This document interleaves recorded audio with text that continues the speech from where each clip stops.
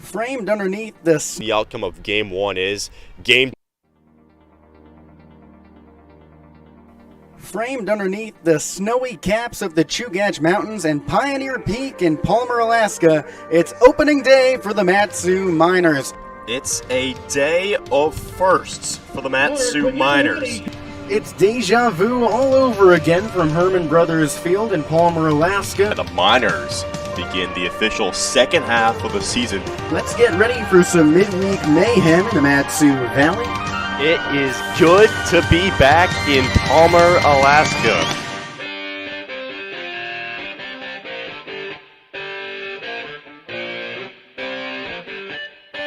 Can it get any better than that for Mat-Su? The rally outside of the valley makes it an 8-5 game. And the Miners have a wire-to-wire win here at Herman Brothers. Vergara on his horse looking over his shoulder in right center. He dives! Yes, he did! Here comes Vest. He rounds third base. The throw home, not in time. Cooper Vest scores the go-ahead run. Sneaks behind Maltby. He can't find it. Run comes home. Tomberlin steals home! A two-run shot for Steven Lancia. Welcome back to Palmer, Alaska. And that ball is gone! Emilio Barreras, if you didn't know him, now you do. The comeback kids stun the Glacier Pilots. Mat-Su from the bottom of the valley is atop the mountain.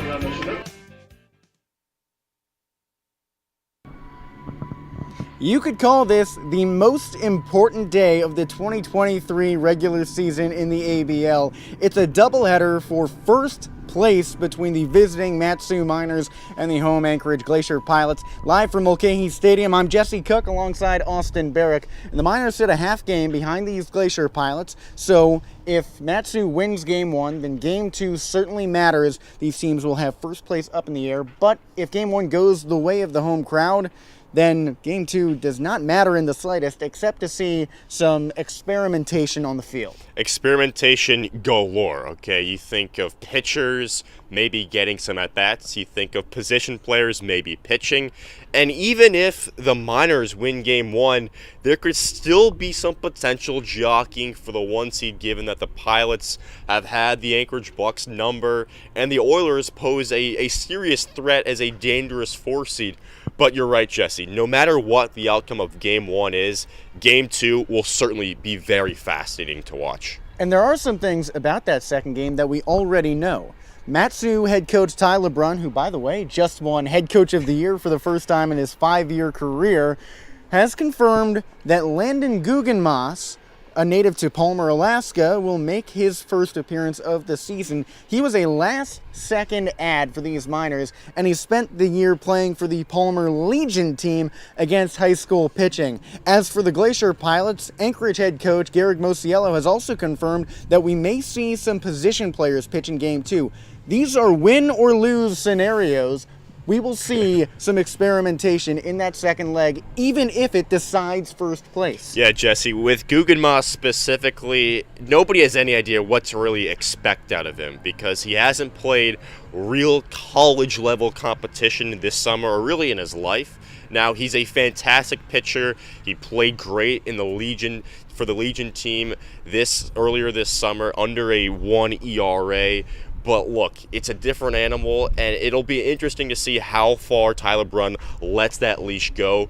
But everybody's pulling for him, and if he does well, it'll be a big boost of confidence for the rest of this team. That's right. Playoffs start tomorrow. Mat-Su knows that it will host the first round of the Top of the World playoffs. This series today really decides if both these teams move on from the first round, who will host the Top of the World Series, the ABL Championship game later this week. That's what's up for grabs here today.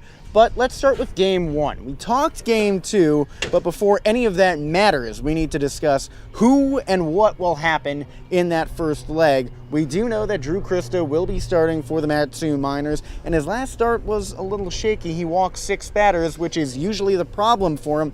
But if you look at the game before that, if you look at the game before his start against the Chugach Eagle River Chinooks, you'd be really impressed. It was part of another doubleheader against the Oilers, who have been so fearsome, even though they occupy the 4th spot in the standings. He shut them out in 7 innings and struck out 10 batters. Yeah, Jesse, this is something we've been hammering on all season. Drew Christo is either elite or maybe not so good. And last week was one of his not so good outings. The 5 earned runs, the 6 walks, only getting to the 4th inning.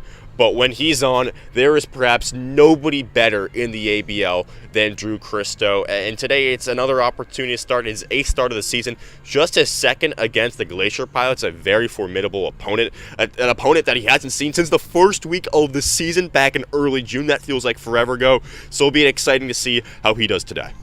I talked to him a couple days ago in one of our episodes of the Valley Chats, and the Nebraska native said that the key to winning for him really is to stop thinking. The Nebraska right-hander said that that's what works best for him, and against a team that has the best batting average in the ABL at a .280 mark in the Glacier Pilots, maybe that's the key, because if you overthink, maybe that's how they make their money. Mat-Su as a team has boosted its batting average since the beginning of the month from a .208 mark to a .248 team mark. That's 40 points in the span of 4 weeks. But it didn't come in handy the last time the Miners played. Let's take a trip back to Friday night right here at Mulcahy Stadium when the Miners lost it late game to the Bucks.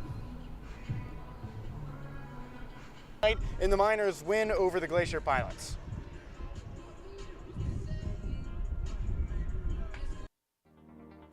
For the final time this regular season, the Mat-Su Miners take on the Anchorage Bucks at Mulcahy Stadium, and Ethan Lyke and his elite 4-0 record take the hill. He's starting once again for Tyler Brunn's squad, his 2nd straight start, and his 2nd start against the Bucks this season.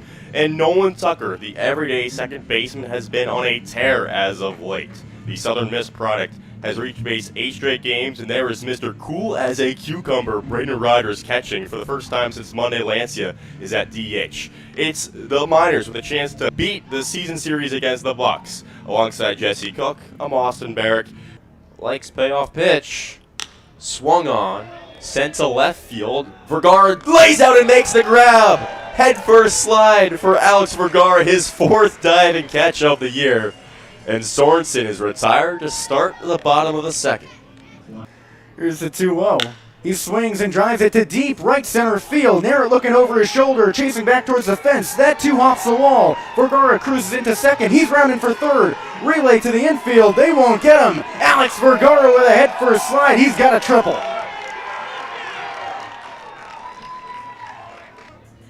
He's got a .420 on base percentage, one of the best in the league. The 1-2. Swings, rips it into right field on the ground and through. Alex Vergara comes home to score. Carpenter rounds first and he holds there. An RBI single puts the Miners up 1-0. 2-2 pitch from Lyke. Swing and a miss on a bouncing fastball. Narrett doesn't even try to run to first. Rogers picks it up and tags him. Ethan Lyke strikes out back-to-back batters to retire the side in the 6th inning. 1-2-3 go the Bucks for not the first, not the 2nd, not the 3rd, but the 4th time today. Lyke retires 11 batters in a row, and the Miners lead 1-0, grabbing the bats again for the 7th. Nunez's 1-1 is swung and smoked to right center field. This has legs to it at the wall. It one-hops the wall. Vest rounding second base, aiming for 3rd. Can he get there? Yes, he will, standing up. Cooper Vest has his 6th triple of the season and his 4th against the Bucks. Boy, is he good. 1 ball and 2 strikes to Vergara. The pitch. Hit to deep right field. Turgeon moves back, nearing the warning track, makes the play feet in front of the track. Vest tags from 3rd base, and he scores. Alex Vergara's sacrifice fly makes it 2-0 in the 8th. Westall's payoff pitch is hit on a rope to right center field. It finds grass. Gets the warning track. Tomlin cuts it off. The center fielder throws all the way to Barreras at second base, but not in time. And Zach Thomas has a stand-up double, his 2nd hit today. And as we mentioned, that's just the 2nd hit for the whole team today. Brown, of course, no extra base hits this season, but did have 3 doubles back at Holy Cross this spring. 3 of his 14 hits went for 2-baggers. The 0-1. Curveball blasted over the 3rd baseman. Caleb Head is into left field down the line. Here comes Thomas. He scores. The ball gets around Vergara. Brown rounds second base, but he stops right there. Oliver Brown, in his first appearance at the dish this whole summer, has himself an RBI double in the game. He's 2-1. Bases juiced, 2 outs, a 2-1, hit him. Sorensen is plunked for the second time this season. Westall hits his 5th batter of the season, and the game is tied at 2-2. He's set to face the righty Alex Pendergrass. The pitch is roped on the third base line. Backstab, but fumbled by Hannes. He dives, but can't make a play. Third base, everybody is safe, and the Bucks have taken the lead. It's 3-2. It was a hard hit ball by Pendergrass on the first pitch. He saw Hannes tried to go with the backhand, fumbled it, and couldn't make the diving attempt with his glove to third base.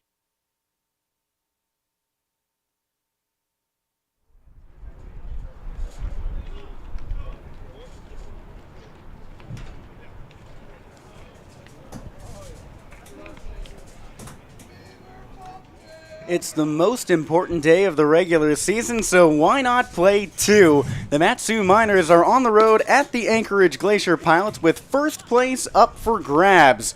Mat-Su is in second, a half game behind Anchorage, and this doubleheader will decide who gets home field advantage when during the postseason. With Austin Barach, I'm Jesse Cook. Mat-Su going up against Anchorage for the final time this regular season. Both these teams will host during the playoffs in the first round, but this game decides that if both these teams advance, who will be the home team for the championship should they get there. Tyler Brunn just won Head Coach of the Year for the first time in his 5-year career. Cooper Vest was first team All-ABL for Mat-Su, 14 for his last 34. Let's go into the lineups.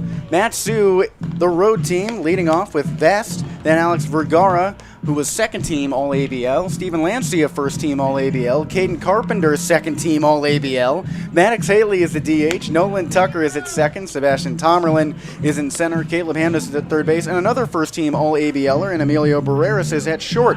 Drew Christo is on the bump. He was second-team All-ABL as a starter.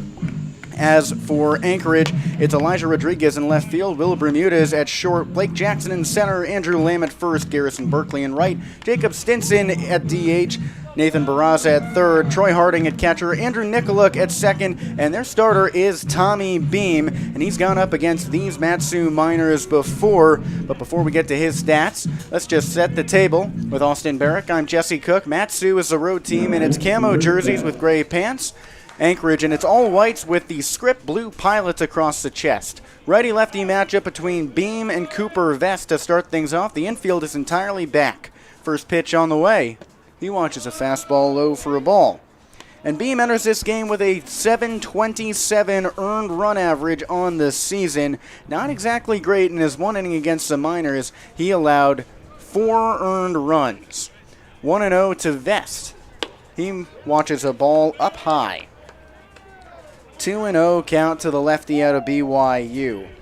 And Vest is second on the Miners in runs batted in this season.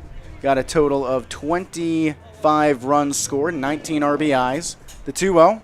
Swings, chops it up the middle at short. Fielded on the hop, throw across the body to first, and they got him.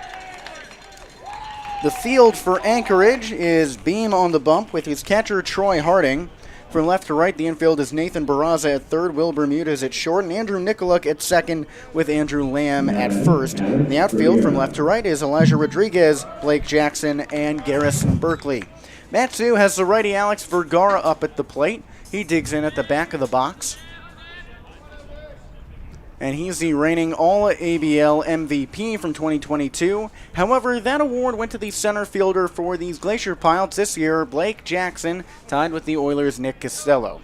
Righty-righty matchup with Vergara. He walked 3 times the last time he came to Anchorage. He's batting .273. First pitch to him is a fastball low and inside for a strike.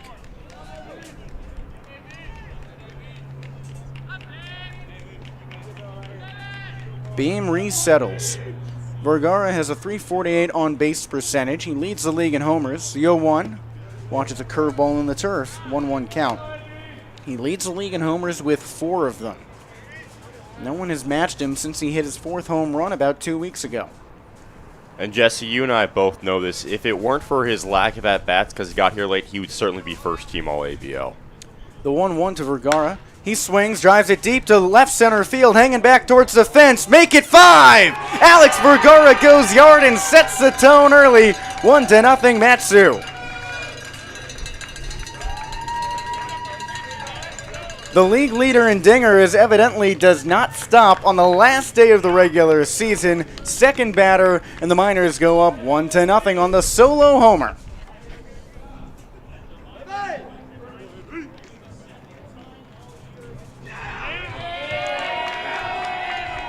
So Alex Vergara goes yard. That brings up the three-hitter Steven Lancia now with a 1-0 Miners lead here in the top of the first. Beam resettles, pitches from the stretch. Lancia swings, cuts it down the right field line, and very foul. Lancia is one of 11 players in the league with multiple home runs this season. He's got 2 of them, although it's been a while since his last one. It has been June 29th against these Pilots, but Vergara, man, does he smash the ball. That he does. The 0-1, the righty swings, cuts it down the third base line, and foul. 0-2 count for Lancia. And he's had some buzz around him all season because he's 4th in batting average. He's been tangoing with Blake Jackson, Nick Costello for that top spot, finally dropping into 4th. The 0-2 pitch. Swings, dribbles it up the middle, a spiral out to short, fielded on the run, throw to first in time. Will Bermudez, who normally plays second base, crosses the diamond in style and makes the running out. Yeah, nice play there by Bermudez, a great middle infield. And Beam, you know, he's somebody who, in his first outing against the Miners, did not record a single out back on June 21st. Mat-Su tattooed him, and even though we've seen 2 ground balls early on, Lancia hit a hard foul ball and Vergara went yard, so this Mat-Su team is comfortable facing him. Here's Caden Carpenter batting from the left side. First pitch, he swings, rips it over the second baseman into right field. Anchorage was in a full shift with everyone to the right of second base except the third baseman, but Caden Carpenter beats the shift with a hard liner for a single. There we go, right on cue. Comfortable hitting against this tall righty out of West Virginia. That brings up Maddox Haley, and he's had his own trials and tribulations with injuries this season. The righty out of San Diego State normally would play left field, but about 2.5 weeks ago hurt his right ankle running through first against the Bucks, and he missed 10 days after that, and only DHs now. First pitch. Watches a fastball high and inside for ball 1. Made Haley dance back out of the box. And Maddox has been great since returning from injury. He's got a .293 batting average, and since he came back, he's smashed around 6 RBIs. The 1-0 pitch. Fastball at the knees for a strike. 1-1 count for Haley, runner on first, 2 away in the top of the first inning. The Miners lead 1-0 thanks to that Alex Vergara home run. Carpenter on first base is tied for the team lead in steals with 6. Sebastian Tomerlin, the center fielder, matches him. The 1-1, runner off. Haley swings, drives it down the third base line. It's just foul. Looked like it hopped on the white line, but home plate umpire calls it foul. So that moves the count to 1-2 for Haley, and strikeouts have not been a big problem for him this season. In 117 plate appearances, he's only struck out 18 times. That's roughly 1/6 of the amount of times he comes to the plate, which by ABL standards is relatively low. It absolutely is. He's top 25 in the whole league in strikeout rate among guys with at least 50 at-bats. That's right. He knows how to protect the plate well, and we've seen him turn around on high inside curveballs. Beam comes set. He fires. Haley swings, drives it down the deep right field line, hooking foul, and that's where it lands out of play just next to the Anchorage bullpen.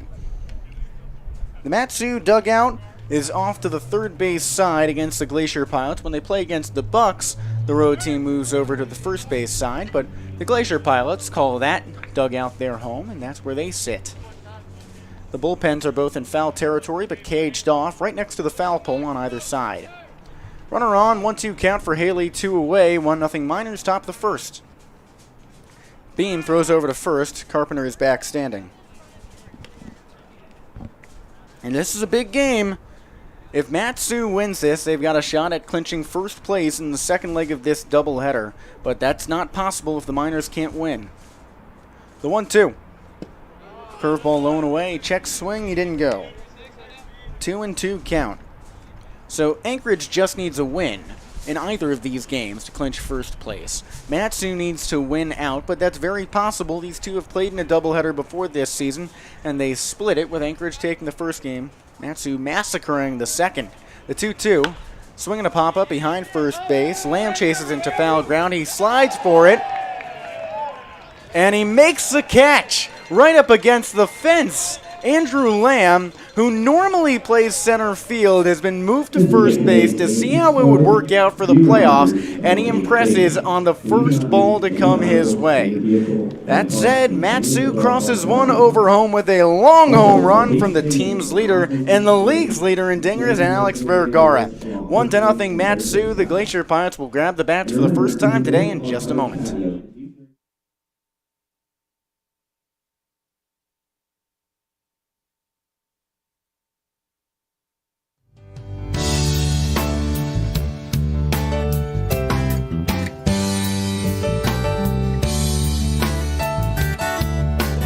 Field advantage in the first round of the Top of the World playoffs, but if they make the championship, they want to know who's home and who's away for all of that, and that hinges on this affair. With Austin Barach, I'm Jesse Cook. Drew Christo is on the bump for Mat-Su, and he hasn't faced the Glacier Pilots in over a month.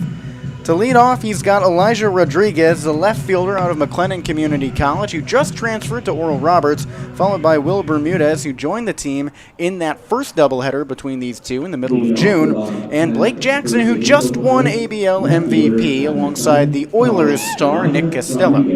Righty-lefty matchup. Christo comes into this one with a 4.2 earned run average. On the far right of the rubber, he deals first pitch to Rodriguez. He takes a big cut and misses. And those swings and misses, it might sound redundant to say this, but for Christo are so important because he has been a walk machine at times.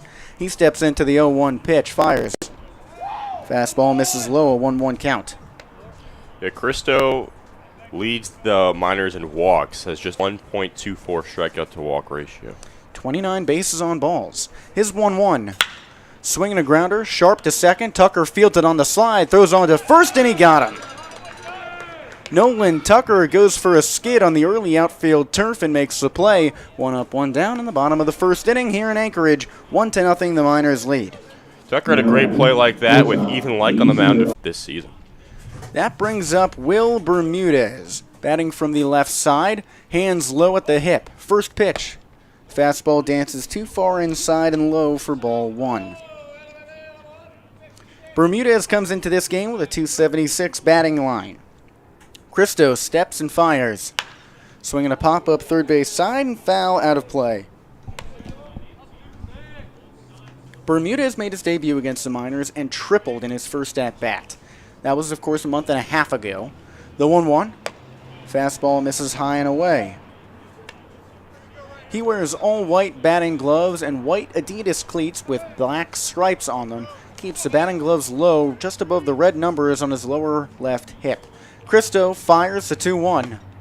Fastball just below the knees, 3-1 count. Christo has sort of a goatee mustache. His reddish-brown hair has been there all season long, but he's grown it out lately. The 3-1. Fastball misses low and inside. Bermudez hustles down to first. So Christo walks the second batter he sees, and with 1 away, there's 1 on for the Glacier Pilots. 1-0 Miners, bottom of the first. And that walk brings up Blake Jackson. He has been so good this season. He has been outstanding. Lead leaguer in Miners at a .389 average. First pitch to the lefty. Fastball right down the pipe for strike 1. Bermudez has taken a healthy lead about 3 steps off of first base. He's 2 for 2 on stolen base attempts this season. Christo's 1-1. Check swing, fastball low and away. And rather, is 7 for 9. Watches the fastball low and inside. Throw to the bag. Barreras lays down the tag, and he got him. Steven Lancia throws out one of the hottest base runners in the league. Bermudez had stolen 5 straight bases in his last 5 attempts, and Lancia guns him down. So there's 2 away with a 3-1. Christo on the far right of the rubber. Yes, count evens up. A full count for Jackson. Shakes off one signal, but nods again. Takes a deep breath. Kicks and deals. Swing and a grounder out to short. Barreras fields it on the hop. Throws on to first for the out. Nailed him by a step and a half. So not a conventional 1-2-3 inning, but Anchorage only puts 3 batters at the plate, and they leave it with a 1-0 Miners lead. Heading to the top of the second, the Matsu bats coming back at it. Nolan Tucker, Sebastian Tomerlin, and Caleb Hannes. We'll be back in just a moment.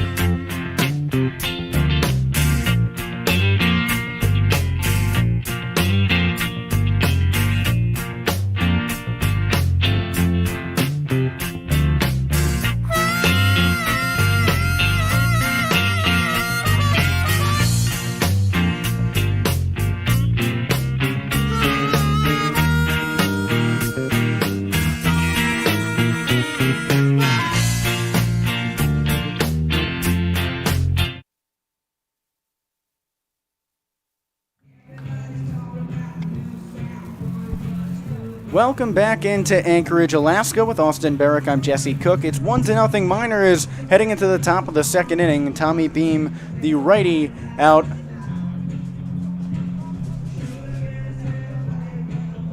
Tommy Beam, the righty out of West Virginia, back on the bump, his second inning of work, and he's going up against the newest Southern Mississippi player, Nolan Tucker. Righty-lefty matchup. Third base in, everyone else back. The first pitch. Swings, chops it over the shortstop into center field. Nolan Tucker is aboard on a first pitch single. He spurred that ball off the end of the bat, and it just tailed the right way, taking a high hop off the early turf. Now batting, Sebastian Tomerlin. The first pitch single brings up Sebastian Tomerlin out of Central Arizona Community College.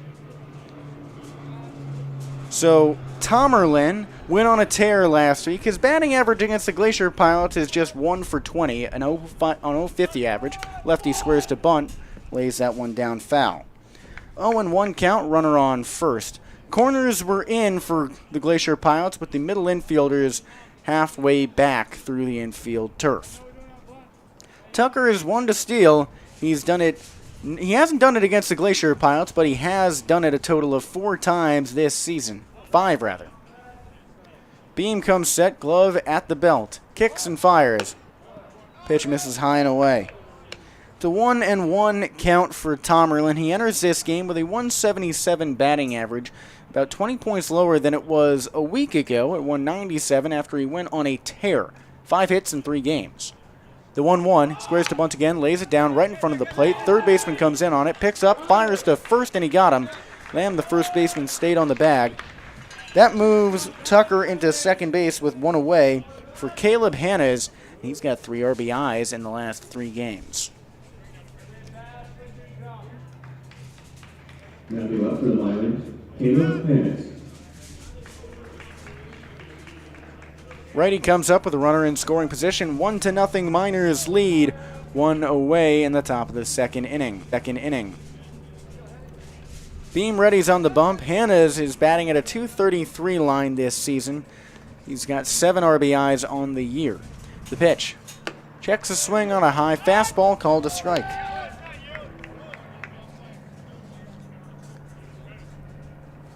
The entire infield is back except for third baseman Nathan Barraza.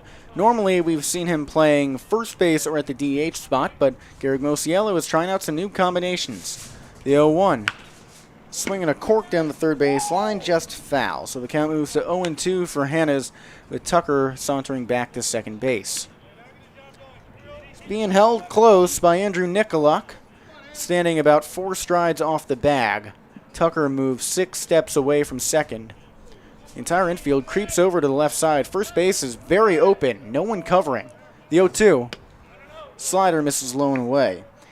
Caleb Hannes knows how to put the ball the opposite direction. We've seen him screwball it the other way. So Andrew Lamb, who is playing about a third of the way between first and second base, is taking a very liberal approach to Hannes.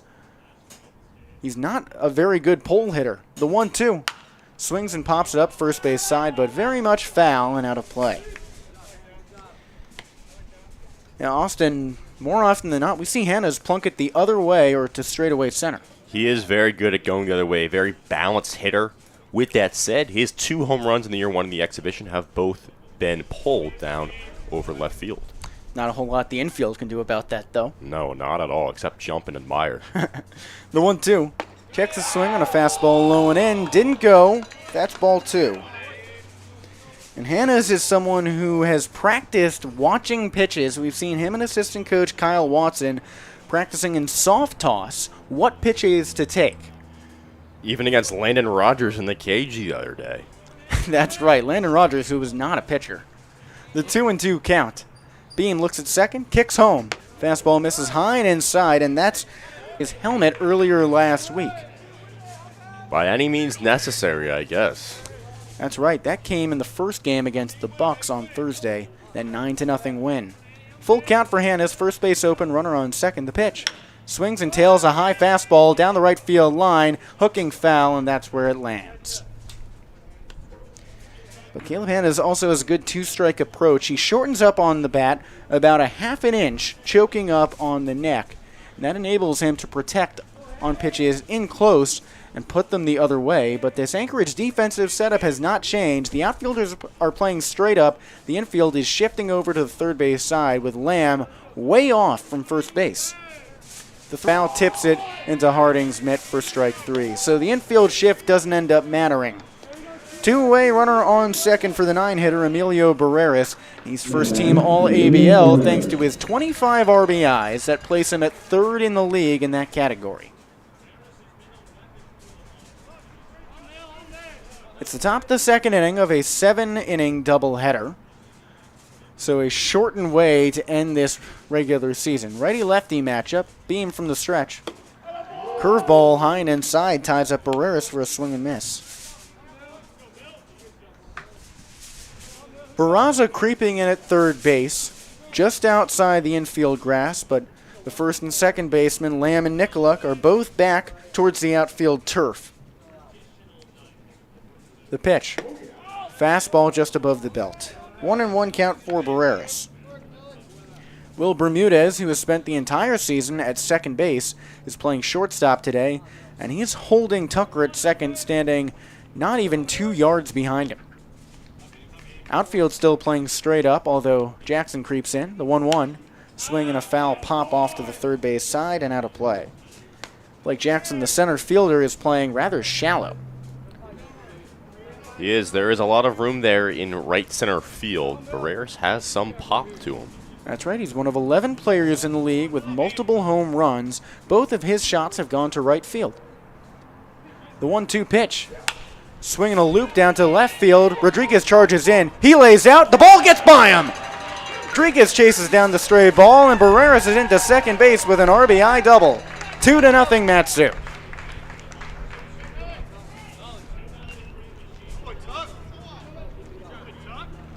A 2-out, 2-strike, 2-bagger for Emilio Barreras, and the Miners are up by a pair in the top of the second inning with the top of the order coming up right now in Cooper Vest.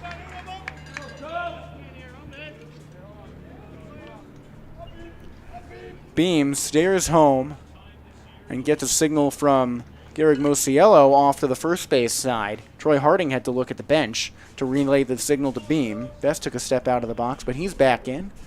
His gray batting gloves sit above black sleeves on his left side and black tape on the right. Runner on second, 2 away. First pitch to the lefty. He watches a fastball high and inside for a strike. Last time up, Vest grounded out to shortstop, and that led off the game. Besides that, he comes in with a .293 batting average on the year, 19 RBIs, and 25 runs scored. He leads the team in runs. Pickoff attempt at second. Bean doesn't even throw. He stepped off the hill and turned around with nobody covering the bag.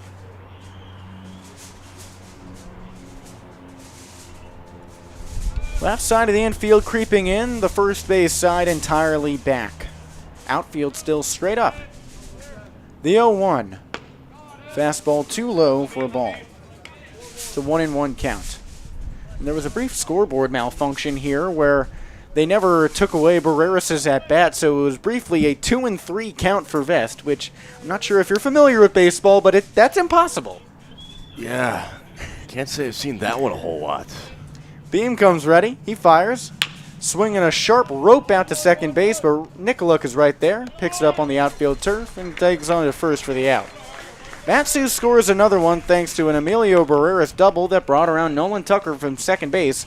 And Matsu leads 2-0 in a must-win game here in Anchorage. We move on to the bottom of the second. 2-0 Matsu.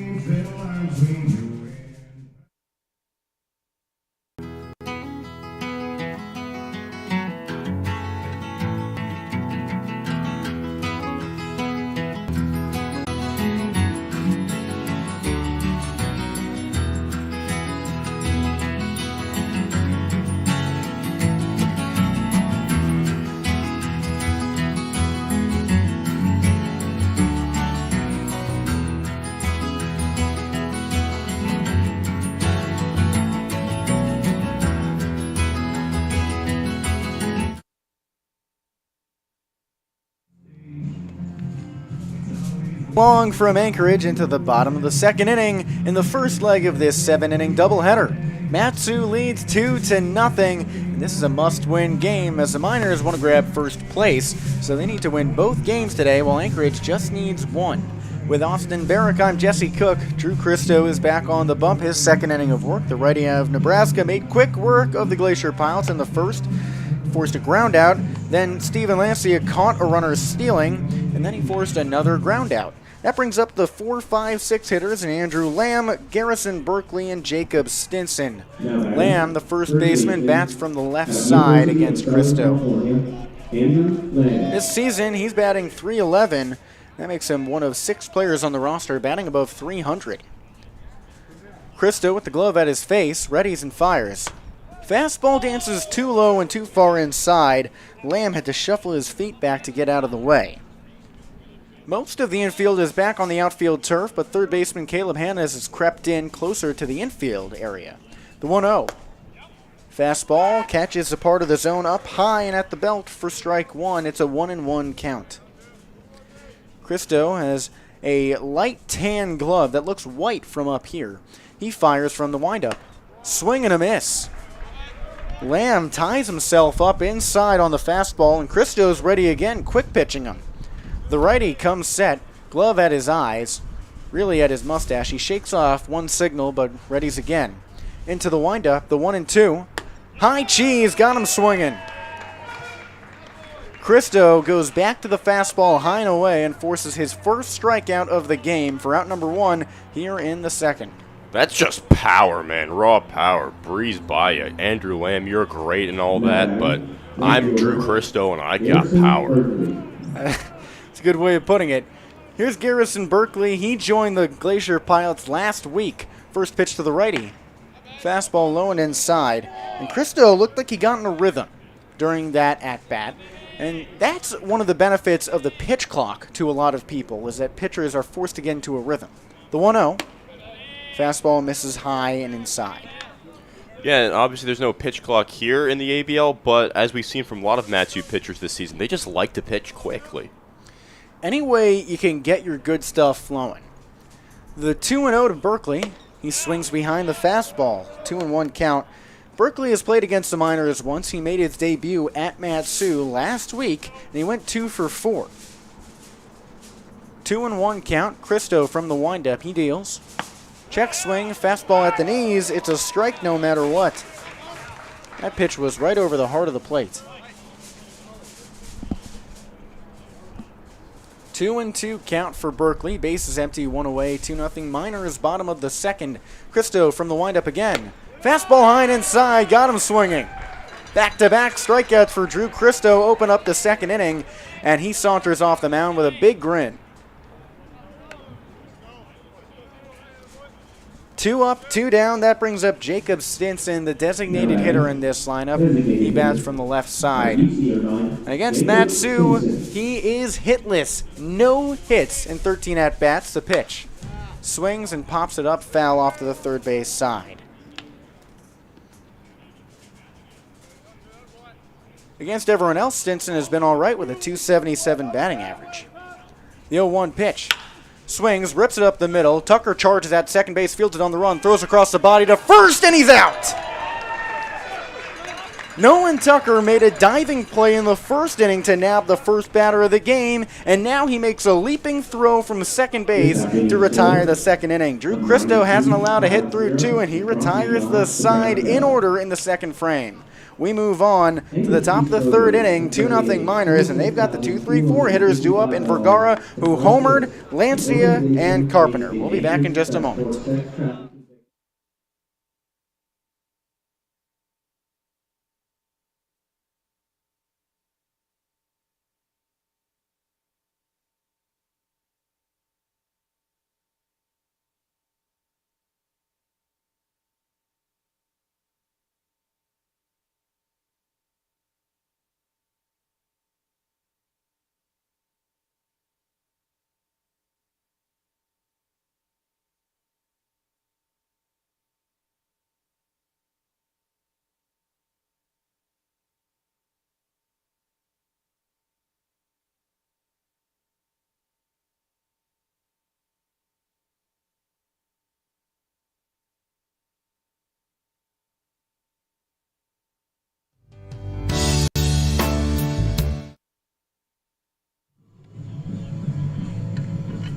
It's the top of the third inning at Mulcahy Stadium. To my left is Jesse Cook. I'm Austin Barach, and the Matsu Miners have a 2-0 lead here against right-hand pitcher Tommy Beam with 2-3-4 due up in Vergara, Lancia, and Carpenter. And as we alluded to, and as you saw, Alex Vergara went yard back in the first inning. He now has 5 homers on the year, 2 against the Pilots, 1 versus everybody else. He began the day batting .286 for the outfielder out of Lipscomb. Beam is set out of the stretch. Fires the pitch, and swung on, popped up in the air, but ranging foul along the first base side.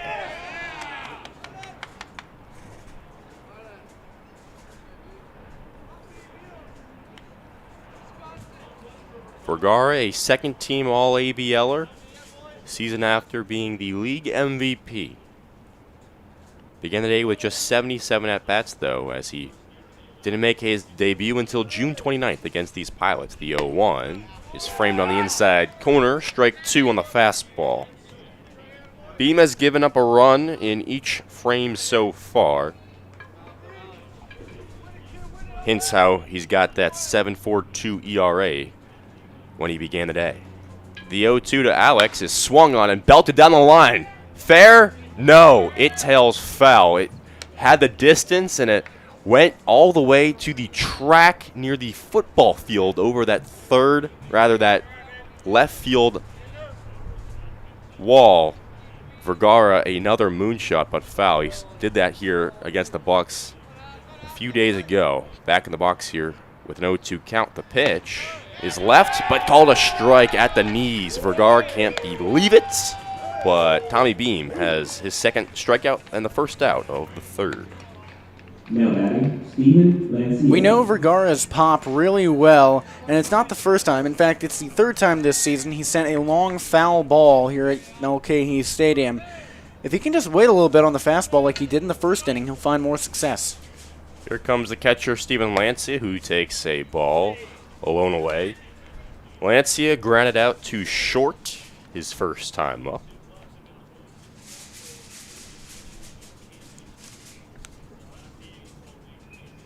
Beams 1-0. Fastball tattooed to left center field. Rodriguez in pursuit. He lays out and he makes the grab. Elijah Rodriguez went airborne and took away an extra base hit from Steven Lancia. Coco crisp action out there in left field, and there were 2 away in the top of the third. That was something remarkable because Rodriguez got such a good read on that ball, and he already missed a diving grab earlier today. But I didn't think anyone could catch that ball, and he hustled. That was like watching Billy Hamilton or Ellie De La Cruz. Absolutely. Some speed for sure out there and left. And with 2 gone, here comes on the ground first base side, snagged by Lamb, and he trots the bag for out number 3. An unassisted out there for Andrew Lamb. And the Miners are retired in order. Through 2.5, it's Matsu 2, Anchorage nothing. We'll be back for the bottom of the Pilots order when we return in a few minutes.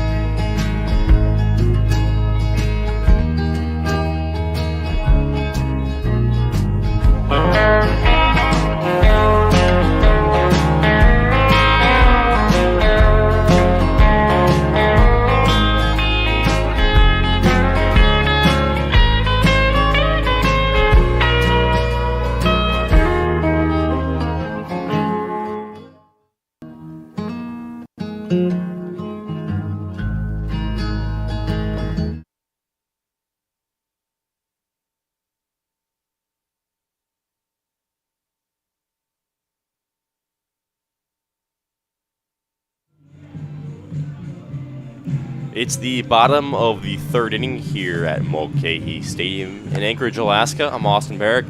To my left is Jesse Cook. The Miners have a 2-0 lead with right-hand pitcher out of Elkhorn, Nebraska. Drew Christo still going strong. He's retired. He retired his last 3 batters in order in Lamb, Berkeley, and Stinson, and he's set to face the bottom of the order, 7, 8, 9 in Barraza, Harding, and Nikolic. Apologies for the camera. Once again, it is an absolute heat fest here in the press box at Mulcahy, and the GoPro just overheated, as it does so every so often here in Anchorage, so we are working to get the image fixed. But here we go, righty-righty matchup. Christo versus Barraza. First pitch, fastball 1-0 is peppered past him on a swinging fastball. 1-1 the count to Barraza, who is third in the ABL in both hits and at-bats. Cooper Vest, of course, leads the league in both of those categories. The 1-1 pitch. Fastball, just below the knees, 2-1 the counts. Barraza against the Bucks yesterday in the doubleheader went 2 for 8 with an RBI, a walk, a strikeout, and a run. Christo's 2-1. Fastball tagged right at Vest, his co-first team all-first baseman, and Vest gets Barraza out to begin the bottom of the third. Well, Ty LeBrun told us, not on camera, but not necessarily off the record after the game, that he thought it was odd that Vest didn't win a Gold Glove nomination because he has not made a single error in the field. Vest has been superb this season at first base. Norman plays the outfield at BYU. First pitch to Harding, the right-hand catcher, is flared foul along the right side. Harding, another All-ABLer, got the second team nod as a catcher. Recently committed to Sacramento State. He bats at a .313 rate this season. Barraza and Harding there, both above 300 in the 7 and 8 spots. Christo's pitch misses low and inside. Evens up the count at 1 apiece. Harding played one of the 2 games in the doubleheader yesterday as the catcher. Went 1 for 3 with an RBI and a walk. The 1-1. It's called a strike at the top of the zone. The Glacier Pilots took both games against the Bucks yesterday by scores of 7-3 and 8-3 and improved their season series against the Bucks 8-2, as that one is slapped foul along the first base side. 2-2 the count to Harding. 2-0 the score in favor of Matsu here in the bottom of the third. 1 out, nobody on base. Nobody for the Pilots has reached second base so far today in the first leg of the doubleheader. The 2-2 pitch, breaking ball, swung on and missed. Lancia tags Harding, and there are 2 gone with Christo's 3rd strikeout of the game. Well, he's doing a great job of mixing up his fastball and breaking ball combination. We haven't seen him work like that this season as well as he is right now. He had that 10 strikeout game, but that was just a lot of overpowering fastballs. So here comes Andrew Nikolic batting from the right side. First pitch is up and in on the fastball for ball one. Nikolic out of LMU, hails from Simi Valley, California. Bats at a .268 clip this season. 22 hits and 82 at-bats. Nikolic played was Wednesday against Matsu. He pinch hit for Kondaguchi in the 8th inning. The pitch, flared foul to the right of us. It's a 1-2 count to Nikolic. Cristo ready to go again from the far right side of the rubber facing us. The 1-2 out of the windup. He deals and got him. Swing and a miss. High and inside. Cristo continues to power through the Glacier Pilots lineup. That's his 4th strikeout in the last 2 innings. And through 2.5, rather 3 full, it is 2-0 Matsu. We'll be back.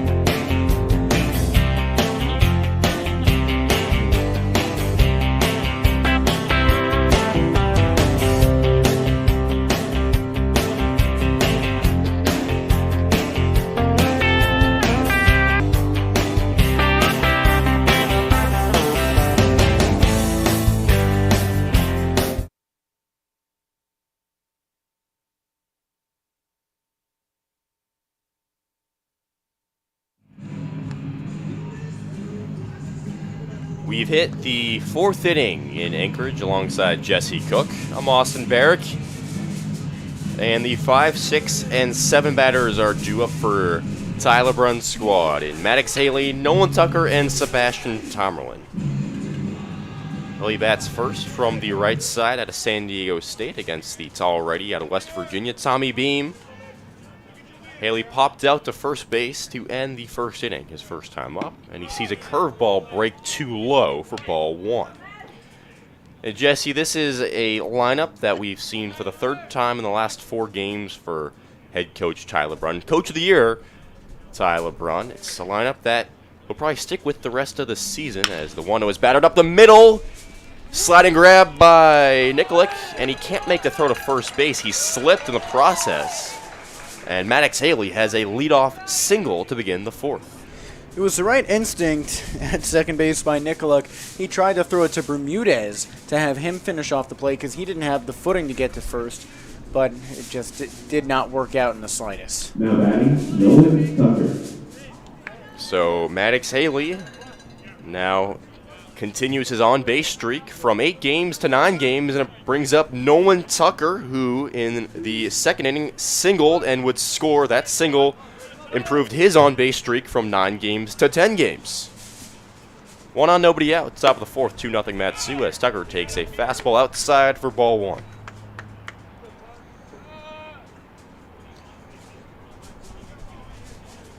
Tucker on Friday against the Bucks went 1 for 3. Got pinch hit for by Maddox Haley in the final frame. The 1-0 misses outside on the fastball.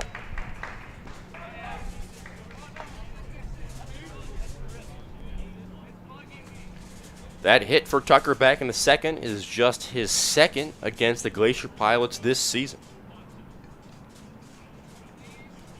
Out of the stretch, he fires and it's flared down the left field line. Rodriguez racing into foul territory and he makes the grab over his head with 2 hands for the first out. Haley trots back to first base.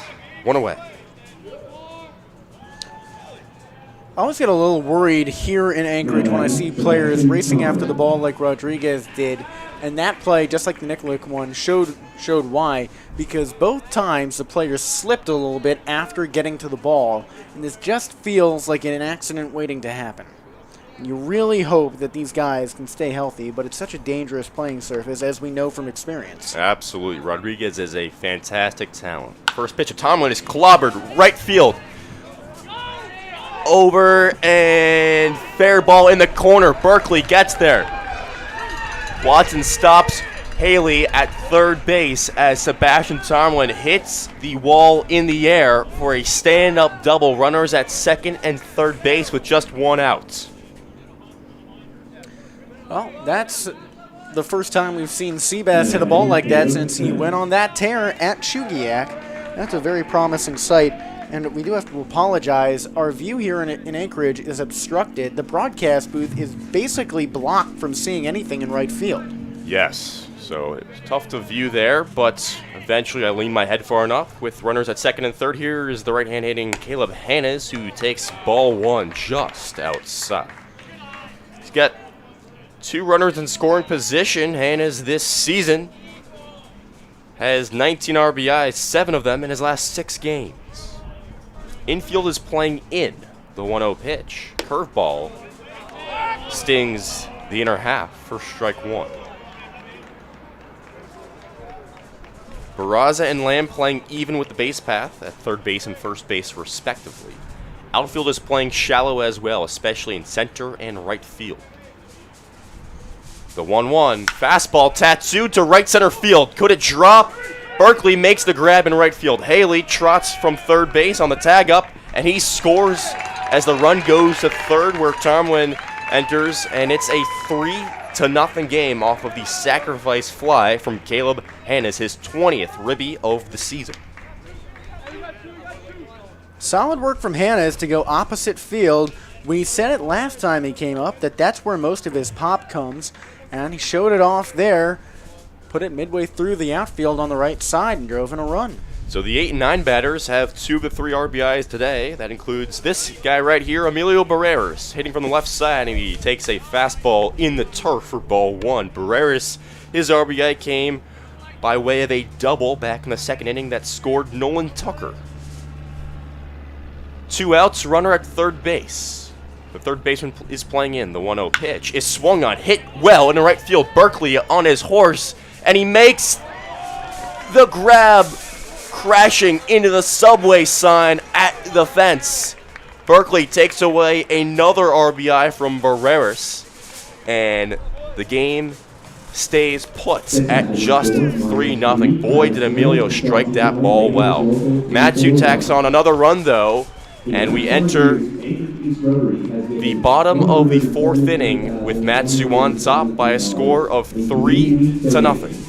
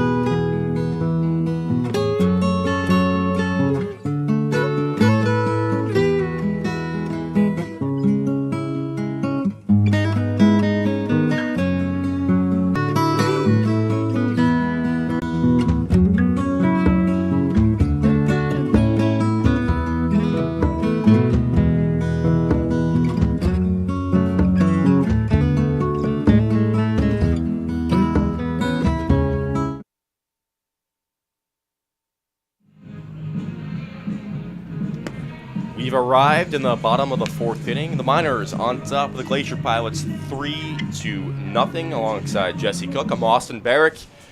Drew Christo swaying his shoulders back and forth as he gets set for his 4th inning of work.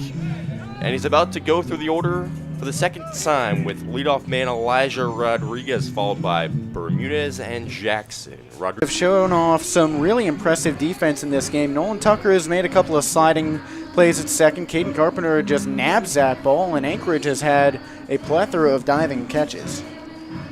Here comes Will Bermudez, who far for the Glacier Pilots. His first pitch of the fourth sails outside ball one. And in any other setting, if this were the Bucks, I'd tell you that would really rile the miners' spirits. Cristo working out of the windup. Kicks and deals a 188 opponent batting average, and he has not allowed a hit so far today. Bermudez, though, perhaps his second base runner. The 3-1 is clobbered into center field. Tomlin on his horse ranging to his right near the track and makes the grab at the warning track for out number 2. He crashed softly into a sign out there, and there are 2 away. Good sightline by Tomerlin. We haven't seen him make any missteps in center this season. He steps back. Any missteps in center this season.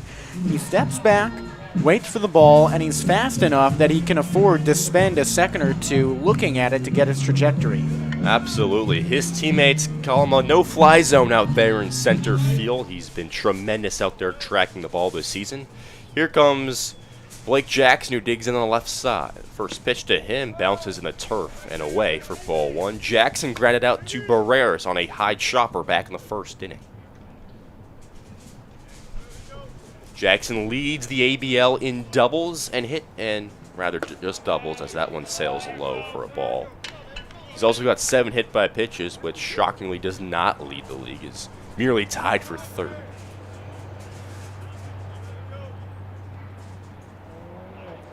Cristo down 2-0 in the count. Can he come back? The pitch skips about 4 feet in front of home plate for ball 3. Hey, when you miss big. Yeah, so You know, there's such a skip off the turf that maybe it could have bounced up into the strike zone. that would be quite the something.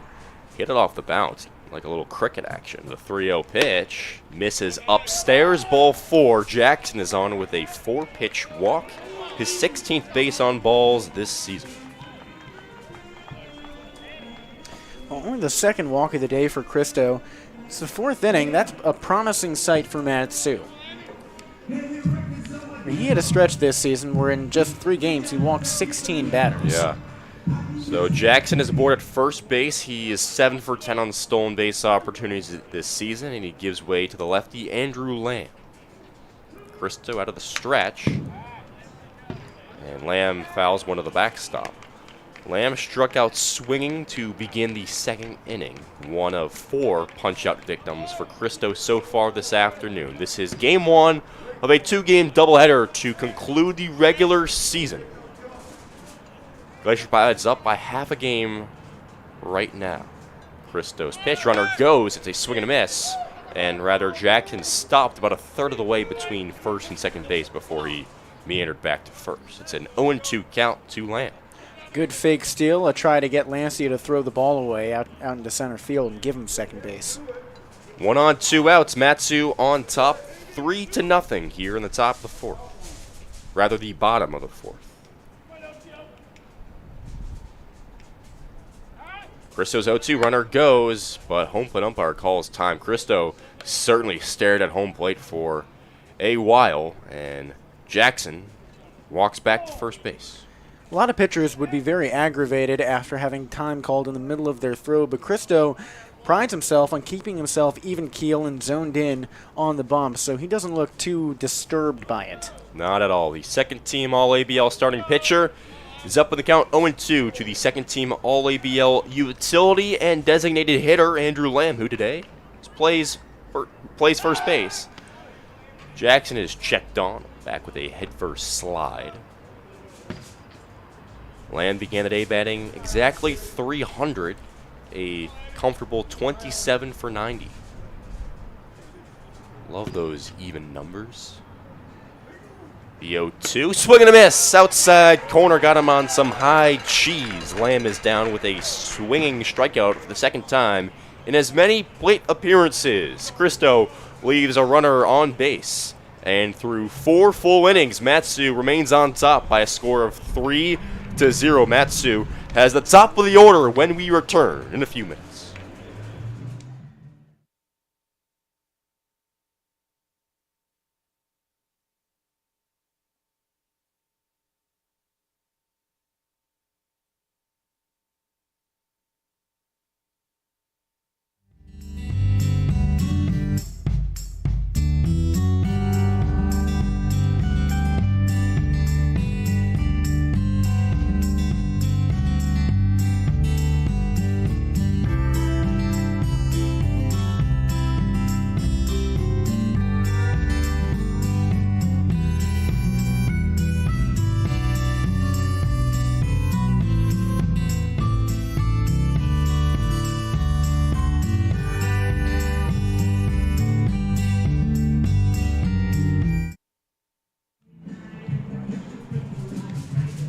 Baseball action rolls along at Mulcahy Stadium into the top of the fifth inning in the first leg of this 7-inning doubleheader. Mat-Su leads 3-0 thanks to runs in the first, second, and fourth inning. Tommy Beam is back on the bump, his fifth inning of work. He comes up against the top of the order in Vest, Vergara, and Lancia. Cooper Vest digs in from the left side, and he's 0 for 2. The BYU product has yet to leave the infield as he grounded out to short and to second. Middle infielder is back, as is the first baseman Lamb. First pitch. Swings, chops it up the middle. Fielded at second. Nicolak throws on the run, and he got him. Andrew Nicolak, who has spent most of the season playing third base, is at second today as part of Garrick Mosiello's experimentation in the field ahead of the playoffs, which start tomorrow. And he shows off a hot glove right in front of the second base bag, jumping across the body to make the play. Here comes Alex Vergara batting from the right side. He's the difference in this game. He crushed a home run his first time up. First one. Swings, rips it down the left field line. Elijah Rodriguez chases it down. It one-hops the fence. Vergara rounds first. He's going into second. Throw to the infield is way behind him. And Alex Vergara is 2 for 3 with his second extra base hit of the day. I'm telling you, this guy hates hitting singles. It is just something that is not in his DNA. When he hits the ball, he hits it hard. As evidenced there by his double. Takes off his shin guard and grabs a running glove from third base coach Kyle Watson. That brings up Steven Lancia. The Mat-Su catcher hit a hard line drive last time up, but Elijah Rodriguez tracked it down in left field. He's 0 for 2. The pitch. Swing and a drive, deep left field. Rather, the wind brings it back in. Rodriguez fights the sun, comes in and makes the grab behind shortstop to make the out.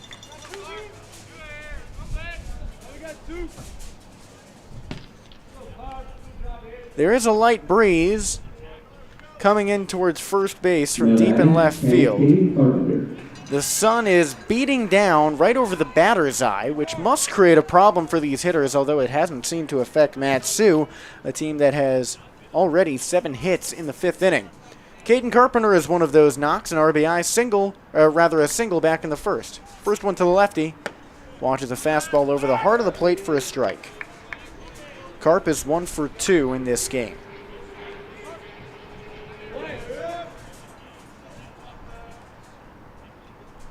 The lefty out of Utah comes in with a .256 batting line on the season. The 0-1. Checks a swing on a high fastball. Home plate umpire says he went around, and that's strike 2. 0-2 count, 2 away, runner on second, 3-0 the Miners lead. In every frame in which Mat-Su has recorded a hit, they've scored a run. They risk losing that streak in this 5th frame. The entire infield is shifted to the right, third base between second and third, everyone else right of the second base bag. Home plate umpire calls time. Carp steps out of the box and readjusts his white and red batting gloves. Vergara stands on second with his hands at his hips. Beam readies. Vergara dances off of second now. The 0-2. This is low and inside for a ball. Caden Carpenter has struggled with strikeouts this season, with 26 of them. That is second on the Miners roster behind center fielder Sebastian Tomerlin. Although both of them have really laid off the K's since the month of June, both of them had upwards of 15 strikeouts by July 1st. The 1-2. Fastball misses on the ankles for ball 2. 2-2 count for Carpenter.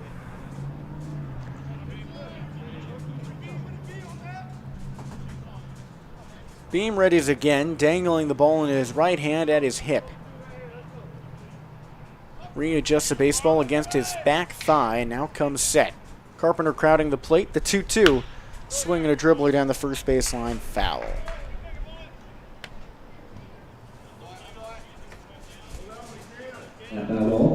Beam's one appearance against the Miners came out of relief, and it didn't go well for him. 4 earned runs in just an inning of work.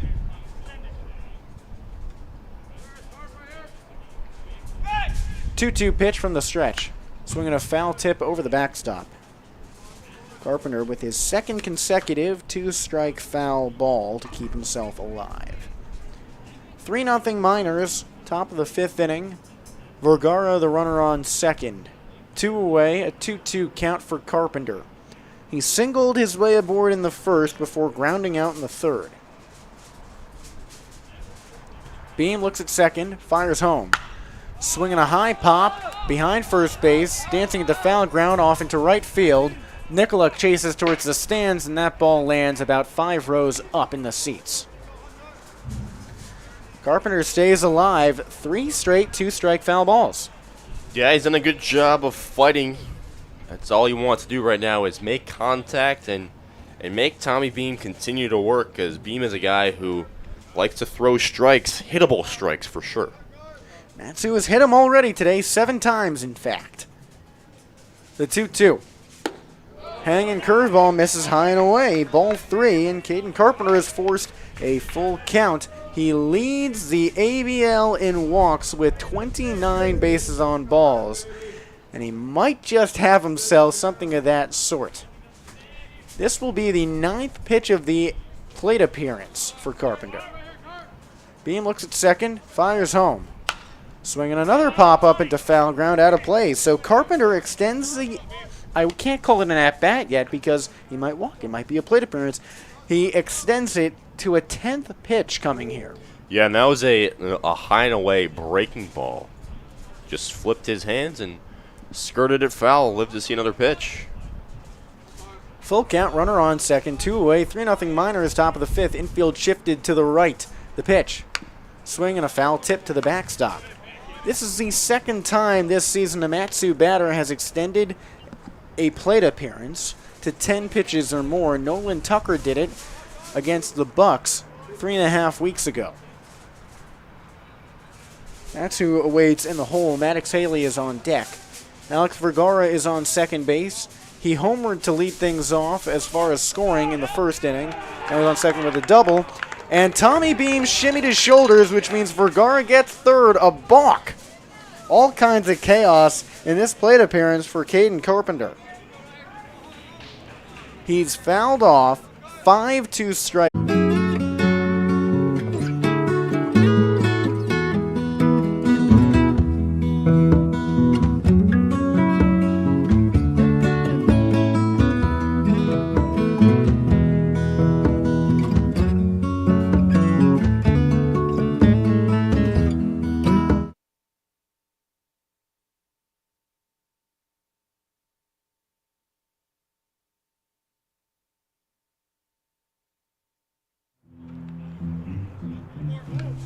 We move back along into the bottom of the 5th inning, and Drew Christo is 4 innings through a hitless stint on the bump.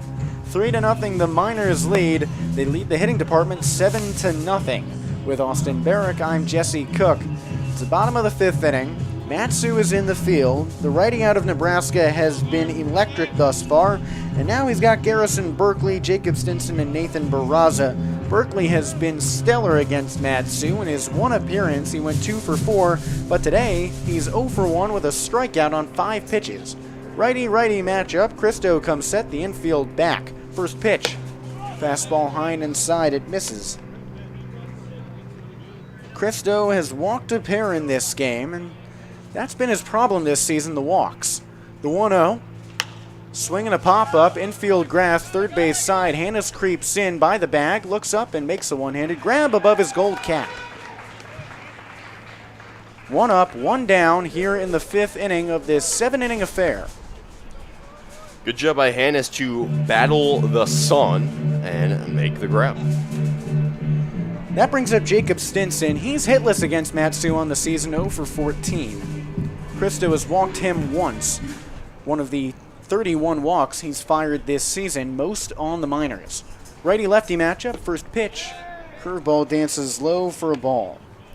Stinson grounded out to second base last time, but not without some fireworks from Nolan Tucker, who made a leaping play to throw the ball across his body.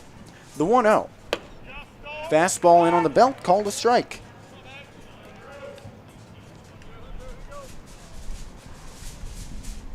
Stinson out of UC Irvine, Christo out of Nebraska. The 1-1. Fastball misses high and away, ball 2.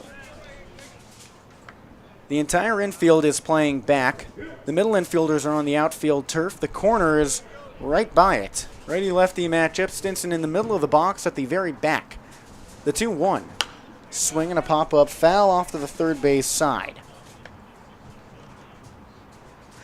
Cristo takes a heavy breath behind the hill, looks back to the Anchorage dugout, looks back to his own, and now he resettles on the far right side of the bump.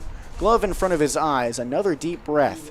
Shakes off one signal, now nods. Into the windup he goes, the 2-2. Swing and another foul pop-up to the third base side. Anchorage has boarded on a couple walks, no hits. Will Bermudez boarded in the first inning, as did Blake Jackson in the fourth. 2-2 count. Cristo winds and fires. Check swing on one in the dirt. It skips by Lancia to the backstop. Stinson races to first, and he's in with a drop third strike. That is the third time this season that a Glacier Pilots batter has reached on a drop third strike against Matsu.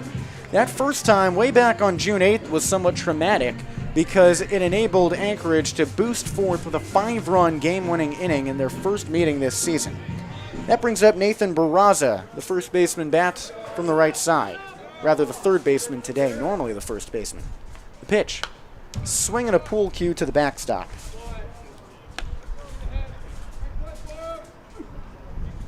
Oh, and 1 count for Barraza. Runner on first. 3-0. Minor is in the bottom of the fifth inning. An 0-1 count. Cristo comes set, pitching from the stretch. Glove at his shoulders. He fires. Clears to bunt. That pitch misses high and inside for a ball. And Barraza, last time up, also squared to bunt. Rather, not Barraza, but Will Bermudez in the fourth inning. Barraza lined out to first his last time up. Best holding the runner on the bag. A 3-step lead. The pitch. Swinging a pop-up, first base side, and out of play. The count moves to 1-2. Cristo has already struck out 5 today. Yeah, and the longer he can go, the less arms that Tyler Brunn has to use today that he possibly might not have tomorrow for the first game of the playoffs. No clue who the Miners will play yet. It all depends on what happens today. Pickoff attempt at first, he's back with a dive. If the Miners lose either of these games today, then they will face team play at home against the Anchorage Bucks. That's who saw them twice on Thursday and Friday. If they win both games, they'll be in first and play the Oilers. The pitch. Swing and a pop-up behind first base into foul ground, actually into the seats. Barraza stays alive. It's still a 1-2 count. 3-0 the Miners lead. Bottom of the fifth inning. 1 away. Runner on first. Jacob Stinson reached on a drop third strike. Cristo comes set. Far right side of the rubber. Kicks his leg a couple times. Now readies. Fires. Curveball misses low and away. The count evens up at 2-2. Matsu hasn't seen the Oilers in 2 weeks now. Yeah, since July 17th. You're right, exactly 2 weeks ago. Cristo pitched in that game. He was electric. Shutout baseball in 7 innings, 10 Ks. The 2-2. In the dirt, Lancia slides to stop it and keep it in front of him. The count moves to full. If it weren't for the dropped aspect of the third strike call against Stinson, there would be 2 away and the base is empty, but the DH reached as the ball scampered to the backstop. And it's a full count for Barraza. Cristo comes set, the glove at his shoulders. A deep breath and a pitch. Swinging a line drive foul off to the right side. Barraza is doing a really good job of protecting the plate with 2 strikes. That's his second foul ball in this scenario. But he has struck out 27 times this season. That's 3rd on this roster, behind Elijah Rodriguez and Will Carpenter. 3-2 count. Middle infielders around second. 1 away, runner on first. The pitch. Fastball low and away, just misses. That's Cristo's 3rd walk of the game, his 4th base runner. And it brings up the 8-hitter, and Troy Harding. He struck out on a 5-pitch at-bat last time up. Will Rizzo is warming up in the Matsu bullpen. And pitching coach Steve Hecker has made a trip to the hill to talk to Cristo. The plan for this game was that the Nebraska boys would go the entire way. Christo kept his pitch count very low through the first 4 innings. He only threw 41 pitches. In this frame, he has already dealt 15. There's 1 away, runners on first and second. And remember, Rizzo hasn't pitched since last Saturday, 9 days ago in Jugiak. Rather, 16 pitches. And that's right, he's had a lot of time off, but the Miners would like him to be available for the first round of the playoffs. Absolutely. Troy Harding comes up on the right side of the dish. Runners on first and second, 1 away, 3-0 Miners, bottom of the 5th. The pitch, he squares to bunt, lays it down, first base side. Christo misses it. No, he gloves it, runs on to first and tags the bag. Looked like the ball skipped under his glove, but he picked it at the last second. And while Cooper Vest tried to back him up, no one was covering first, so Christo made it over there. Both runners advanced 1 base on the sack bunt, and there's 2 away with runners in scoring position for the 9-hitter Andrew Nikoluk. That's called being an athlete right there out of Drew Christo. Great hustle, great range to scoop it, and then run over to first. Important work from him. He's got a righty-righty matchup now with Nikoluk. The pitch. In the turf low, Lancia blocks it and keeps the ball in front of him. No action on the bases. 1-0 count. Nikoluk this season bats at a .274 clip, but he only has 4 RBIs. Runners are on second and third. One of those ribbies came against Matsu in the first game this season back on June 8th. The 1-0. He steps back as the fastball ticks the higher part of the zone for strike 1. Nikoluk actually walked out of the box. Bold move out of him. Well, he fell backwards. So 1-1. Fastball, same spot, same result, strike 2. Nikoluk keeps wincing when the pitch comes in. So there must be something to Christo's movement that's fooling him. A 1-2 count, runners on second and third, 2 away, 3-0 Miners, bottom of the 5th. Christo has not allowed a hit yet through 4 2/3 innings of this doubleheader. The pitch. Swing and a miss.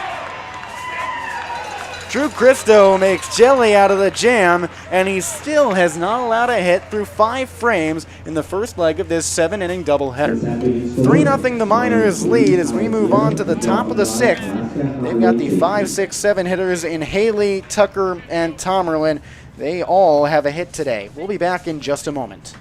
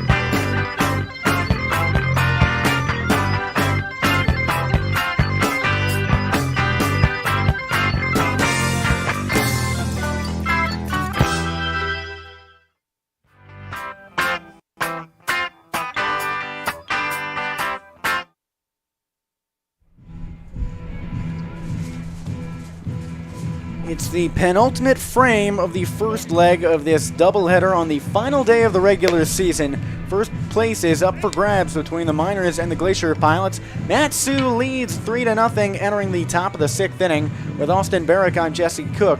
If you've been paying attention, then you might be a little more obsessed with Matsu's pitching. Drew Christo is not allowed a hit through his 5 innings of work, but Tommy Beam has been fine. He's allowed 7 hits, 3 runs for the Glacier Pilots. He's got Haley, Tucker, and Tomerlin, the 5, 6, 7 batters in the Matsu order. Haley digs in on the right side against the righty Beam. He readies and pitches from the stretch. Front door curveball swung on and hit to center field. Jackson backtracks 4 strides and makes the catch above his blue hat.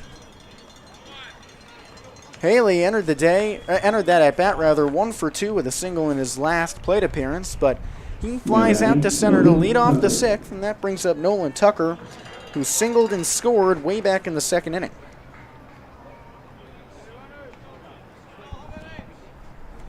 Tucker bats from the left side. He just transferred to Southern Mississippi, Said he loved the atmosphere at that ballpark and everything he heard about it. Righty-lefty matchup, Beam pitching from the stretch, he fires. Fastball low and inside on the knees for a strike. And Tucker said that he made the decision to move away from Valparaiso, not out of any hatred for the program, but he's moving up to a better division. Well, same division, but better conference. The 0-1. Swing and a pop-up, third base side, tailing foul and out of play. Count moves to 0-2, but for Nolan Tucker, that's usually not a bad thing. He has been great fouling off 2-strike pitches. This season, he's struck out just 14 times in 100 plate appearances. Rather, now 102. The 0-2. Swing and a miss, tied up low and inside on the curveball. Speak it into existence if you're a Glacier Pilots fan. Tucker goes down by way of the K. There's 2 up, 2 down in the top of the 6th. That brings up Sebastian Tomerlin. He clobbered a double to right field his last time up.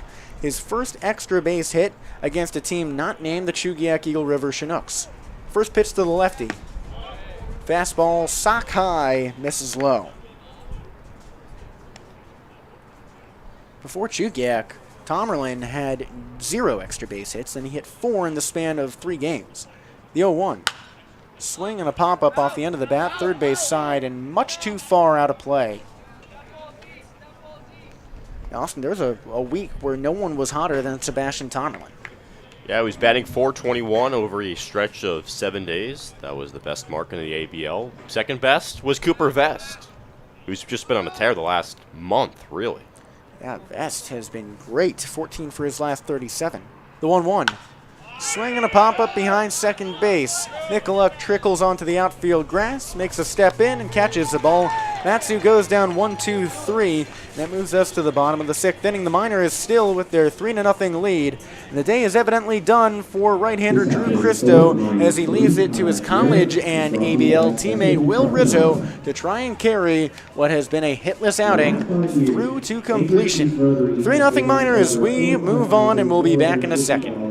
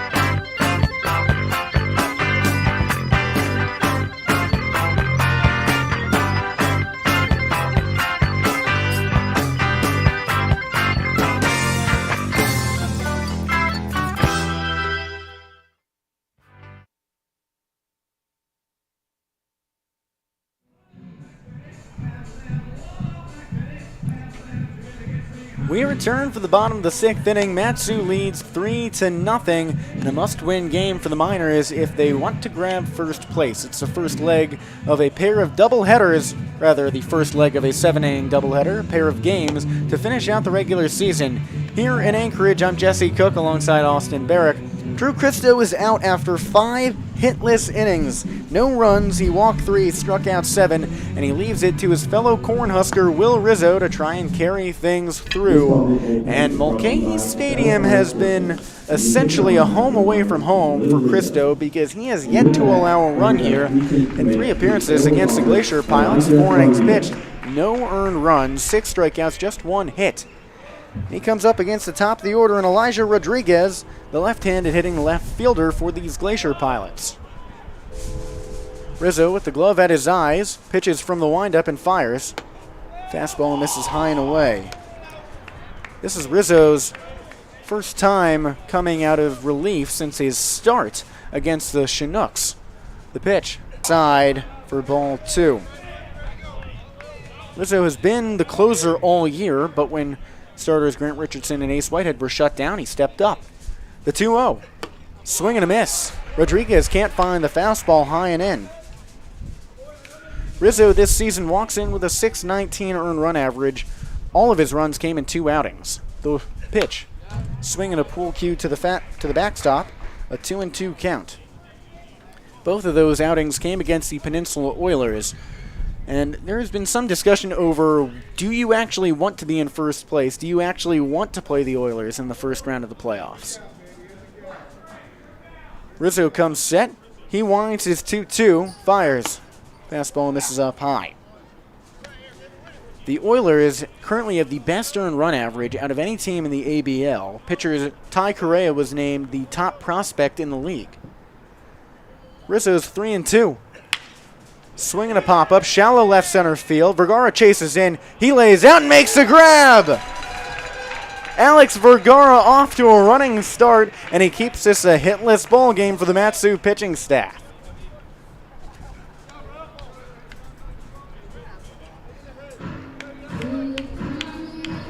That pop-out brings up Will Bermudez. He's 0 for 1. He's one of 4 base runners in this game as he walked his first time up. Righty-lefty matchup, Bermudez crowds the plate with a closed-off stance at the back of the box. Rizzo's pitch. Fastball low and away.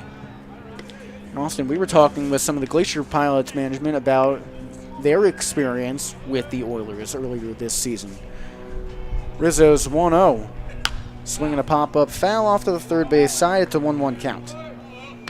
Yeah, he struggled against the Oilers for sure. July 5th and July 9th, he allowed 9 of his 11 earned runs of the season. That's it.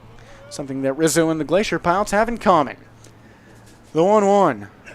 Check swing on a fastball high and away. It just misses. The Glacier Pilots have had their own struggles with the Oilers. Yeah. It's been a league where anybody can be beaten on any given night. 2-1 pitch from Rizzo. Swing and a pop-up. Third base side. Shallow left field. Barreras tracks back on the early outfield grass. Makes the grab next to his left shoulder. Couple of pop-outs. Lead off the bottom of the 6th. And if you've got your countdown going, it's to 4. Matsu has made history this season. Brandon Downer had the only complete game, 9 innings. If it weren't for the extra inning capabilities of a game, Drew Christo would have had the league's only complete game shutout. Now they're trying for something more. Here's Blake Jackson. First pitch to the lefty, misses high and away.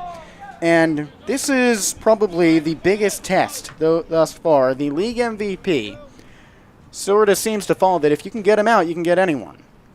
The 1-0. Swing and a foul ball to the third base side. It's a 1-1 count. Jackson is 0 for 1. Grounded out to short in the first inning, and he walked after that in the 4th. In this game, you don't have to go through the order a full 3 times. It's only a 7-inning affair. The 1-1 pitch. Fastball just a bit too low. Will Rizzo has only allowed 1 hit this season against the Glacier Pilots in his now 4 appearances. The righty fires the 2-1, misses low and inside. The count moves to 3-1 for Jackson. Andrew Lamb waits on deck. He's 0 for 2 with a pair of strikeouts. The infield is entirely back. Even the corners are near the outfield turf. The outfield is back as well. 3-1. Fastball high and away, just misses, and Jackson has walked for the 2nd time. It's a 3-0 Miners lead in the bottom of the 6th inning here at Mulcahy Stadium on the final day of the regular season, the first leg of this ultimate doubleheader. Andrew Lamb, another lefty, comes up to the plate. He uses no batting gloves, has some bright red tape on the neck of his bat. And that red tape matches the red number 8 on his hip. Runner on first, 2 away. from the stretch. Fastball misses high and away.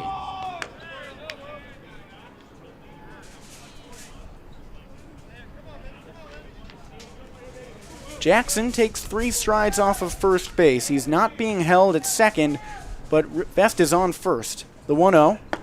Fastball just a bit too low. Rizzo's upset right now with the zone. That's right. It's looked close on a few pitches, but home plate umpire has kept a relatively tight strike zone all game, and Rizzo relied on more swings and misses with his deceptive stuff. That's normally Rizzo's bread and butter with his overpowering pitch. The 2-0 misses high and away. It's a 3-0 count. There is a little bit of action in the Matsu bullpen. Lefty Ethan Lyke is stretching. Can't imagine that he'll pitch since he started on Friday. It's a 3-0 count. Jackson on first. Rizzo comes set with 2 away. He deals. Fastball misses low and outside. A 4-pitch walk. Andrew Lamb boards. This may be just a bullpen session for Ethan Lyke, but he's no stranger to pitching from relief. Well, I see Mario Bejarano warming up a little bit out there. That's right. Pitching coach Steve Hecker takes a trip to the Hill to talk with Rizzo. Who wouldn't after back-to-back walks?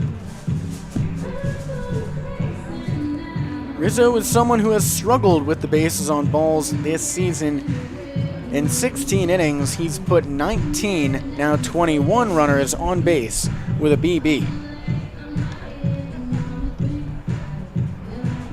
Jackson is the runner on second, Lamb the runner on first. The tying run is up at the plate here in Garrison, Berkeley. It's a 3-0 lead for the Miners. 2 away, bottom of the 6th and second to last inning in the first leg of this Monday doubleheader to end the regular season. Playoffs start tomorrow, and this setup decides who plays who. Righty-righty matchup with Berkeley. He does have a home run in his 10 games up here. Pitch. Fastball at the belt, called a strike. Matsu is relatively unfamiliar with Berkeley. The Miners have only seen him once, but he was very good in that game. He went 2 for 4, though today he's 0 for 2. He hasn't left the infield.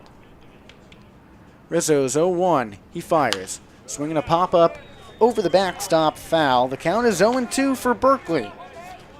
His 1 strikeout today was his 8th on the season in just 10 games.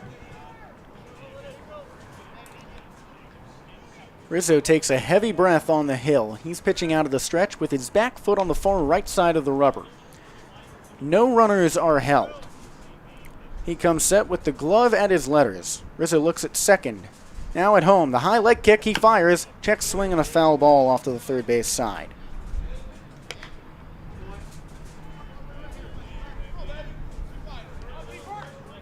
The entire outfield is back. All of Berkeley's hits against the Miners in that one game were sharp line drives. He's not prone to that bloop hit. The infield is back. Rizzo's 0-2 on the way. Misses high and inside and hits him on the shoulder. The bases are loaded for Anchorage. Will Rizzo looked in full control of that plate appearance, and he loses it high and inside, missing on the curve. That is really unfortunate for Rizzo. Fly out to left, pop out to short. All right, 2 quick outs, but then walk, hit by pitch. Tough sequence here. So that brings up Jacob Stinson batting from the left side, and Mario Bejarano no longer warming up, more waiting by the door. Righty-lefty matchup, bases loaded, 2 away. The pitch. High strike inside. Will Bermudez was nearly 45% of the way to home plate out before that first pitch. Taking a hefty lead, 8 steps off a third. The pitch. This is low and inside. Lancia went into a leg kick to keep the ball in front of him. Well, we've only seen one team this season steal home, and it's been the Miners. Sebastian Tomerlin has done it twice. 1-1. The pitch. This is high and away. And you're right, Blake Jackson ended up more than halfway to home at the high water mark during that pitch, but he danced back to third very quickly. He gets off to a running start. He's coming home. No, he stops. The pitch. Fastball right at the belt for strike 2. Jackson trying to put a scare into Will Rizzo, but it is tough to beat his, at best, 98-mile-per-hour fastball. Yeah, Jackson's pulling a lot of stunts there. Nolan Tucker on the outfield grass, the rest of the infield back. The 2-2 pitch. Swing and a rope to shallow center field. Barreras dances back on the outfield turf. He makes the grab. Anchorage strands 3 without a hit, and Matsu remains ahead 3-0. The offense will come up with the 8-9 one-hitters, but it feels like the entire pulse of this stadium resides with the bottom of the 7th and final inning to see if Matsu can do what has not been done and keep the Glacier Pilots hitless for a full game. 3-0 the Miners lead. Tommy Beam will be back on the bump for the 7th inning. We'll be back in just a moment.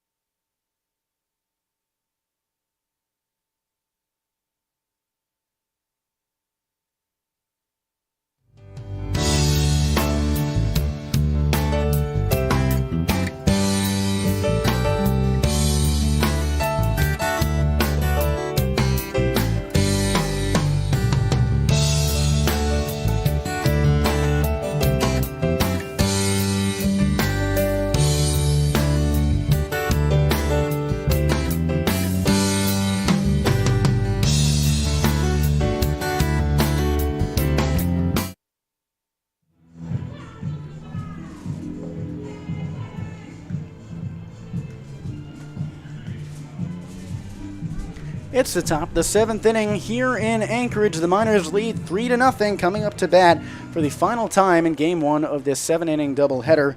Beam back on the bump against the righty Caleb Hannes. First pitch. This is low and inside for a ball. Welcome back into Mulcahy Stadium with Austin Barach. I'm Jesse Cook. Caleb Hannes has an RBI today. He's 0 for 1 with that productive sacrifice fly in the 4th inning. The pitch. Fastball misses up high and inside. And that sac fly is responsible for this game's most recent run. He brought around Maddox Haley from third back in the 4th inning, and no one has scored since. 2-0, Beam from the stretch. This is low and away. And Tommy Beam's delivery has changed throughout the game. He's short-arming it now, barely bringing his right arm back behind his shoulder. He's got a big frame. He's 6'6", rather 6'7". The 3-0. Fastball at the belt. Yeah, Beam started out going from the windup and bringing around at 3/4, hiding the ball behind his shoulder, and now he's going fully over the top. Glove at the letter is the 3-1. Hannes swings, pops it up behind first base. Lamb chases back into the outfield grass. Called off by the right fielder who drops the ball. Hannes cruises into second base. He's in with a double. Garrison Berkeley at the last moment called off his infielders and completely missed the ball. That was a bizarre play because both Andrew Nicoluk and Andrew Lamb could have easily made the grab, but Berkeley called him away. And that results in a double for Caleb Hannes, his first hit of the day. It brings up Emilio Barreras, who is 3rd in the league in RBIs, first on the Miners roster with 26. One earlier today on a double. Beam readies, glove at the belt, righty-lefty matchup, the pitch. Swing and a sharp shot up the middle, dive at short, grab ball on the ground, throws on to first, and he got him, but Hannes moves into third. That brings up the left-handed hitting first baseman Cooper Vest. He's first team All-ABL. Thus far today, he's 0 for 3. The infield is in for Anchorage. Hannes 2 steps off of third, the pitch. Fastball misses low and outside. Vest in the field has not made an error this season, and at BYU, he only played outfield. So he's been perfect at a new position. 1-0 count for the BYU product, the pitch. Swing and a pop-up behind first base, shallow outfield grass. Lamb creeps in and makes the grab right on the foul line. Hannes holds at third.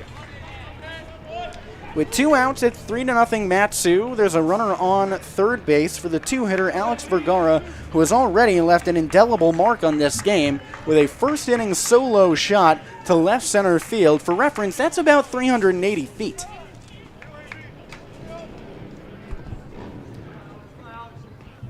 Righty-righty matchup. Vergara's 5 dingers lead the ABL. No one has 4. The pitch. Fastball low for a ball.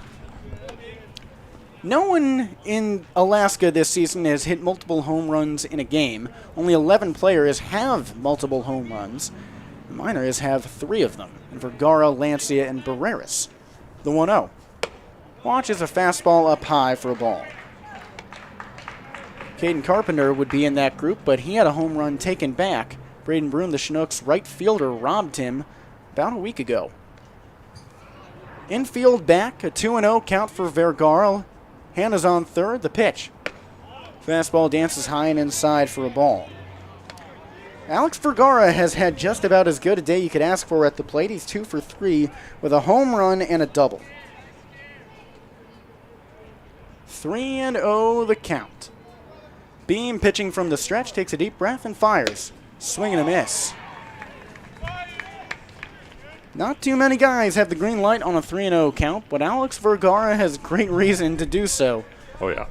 If it weren't for him only playing about half the season, joining the team in late June, he would probably be first team All-ABL instead of second. The 3-1. Fastball misses high and away. That's ball 4. Vergara kicked the bat back between his legs without looking, and now he goes to first after the stylish means of showboating. When you're that good, you're allowed to do that. And here comes a guy in Steven Lancia. I know I say this a lot, but he's due for a hit. He really is, especially after that third inning. One was robbed from him in left center field by Rodriguez. That's right. Lancia hit a blazer into the left center field gap on a line, and Rodriguez tracked it down and made a leaping, diving grab. It was one of the best plays I think we've seen this entire season defensively. And that's coming from the guys who watch every Matsu Miners game and see Alex Vergara and his total of 6 diving catches this year. Runners on the corners, 2 away, righty-righty matchup, 3-0 Miners, top of the 7th and final inning of the first leg of this end-of-season doubleheader. Beam from the stretch. Curveball dances at the socks. That's strike 1. Rather low strike call. We haven't seen anything below the knees be called.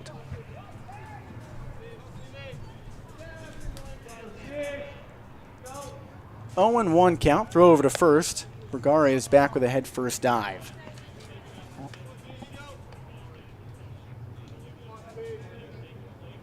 Vergara is one to watch on the bases. He has 3 stolen bags in 3 attempts. 0-1 count for Lancia. Beam throws over to first again. Vergara is back with a slide. Caleb Hannes has had a 2-step lead off of third base ever since he got there. And he's only even tracked back to the bag a couple times between pitches. He's just staying out there. Just vibing. Exactly. The 0-1. Front door curveball misses low. There is some action in the Matsu bullpen. Lefty Mario Bejarano is stretching. Will Rizzo pitched the last inning. The Matsu defense has yet to allow a hit. 1-1 count. Runner on first and third. The pitch. Swinging a foul ball off Lancia's hip. The count moves to 1-2. Lancia at times has had problems with the strikeouts. He's gone down by way of the K 20 times, and now 103 plate appearances. That's about a fifth of the time he walks up to the plate. 1-2 count. The pitch. Swinging a foul tip off to the third base side. Lancia stays alive. It's been a rather down game for Lancia. It was a rather down game for him on Friday. He went 0 for 4 then. He's 0 for 3 thus far. He's got 3 hits since returning from taking 3 games off due to schedule off days. 1-2. Pitch misses up high. This is Lancia's 4th game since returning to the lineup.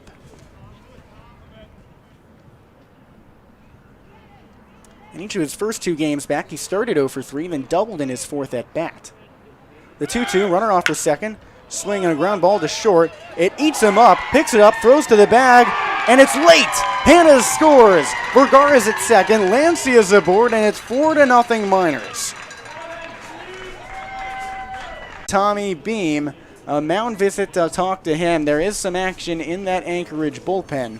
We'll update you as soon as we can when we learn who is warming up out there. Baseball has not been grabbed from Beam yet, so we're operating under the expectation that he will stay in the game. But Luke Ivanov appears to be warming up. The righty is an Anchorage native and a high school student. He has not pitched yet this season. Beam is staying in the game. The Glacier Pilots will undoubtedly try Ivanov in Game 2. Head coach Garrett Mosiello told his team that they were going to try some new things, win or lose in Game 1. If the Miners win, Game 2 definitely matters for both these teams because it decides first place in the ABL at the end of the regular season. If the Miners lose, and the Glacier Pilots have the top spot locked up, and Matsu has the second place spot locked up. Righty-lefty matchup. Carpenter at the plate, runners on first and second, 2 away. The pitch. Checks his swing on a high curveball, misses. 4-0 the Miners lead. Caleb Hanna's scored on the error at short that put Steven Lancia aboard. Alex Vergara is on second base. The shortstop, second baseman, and first baseman are all right of second base. Only third baseman Nathan Barraza is left of that bag. The 1-0. This is up high. Austin Carpenter is a pull hitter, but there is a hefty gap where the shortstop normally appears. Absolutely. And, he can go the other way. Usually likes to barrel it up with the pull, but we'll see what happens. He beat the shift in the first inning with a line shot. The 2-0. Swing and a pop-up behind first base. Lamb in foul ground, looking and fighting the sun near the foul line. He looks up and makes the grab. Matsu tacks on one thanks to an error at short.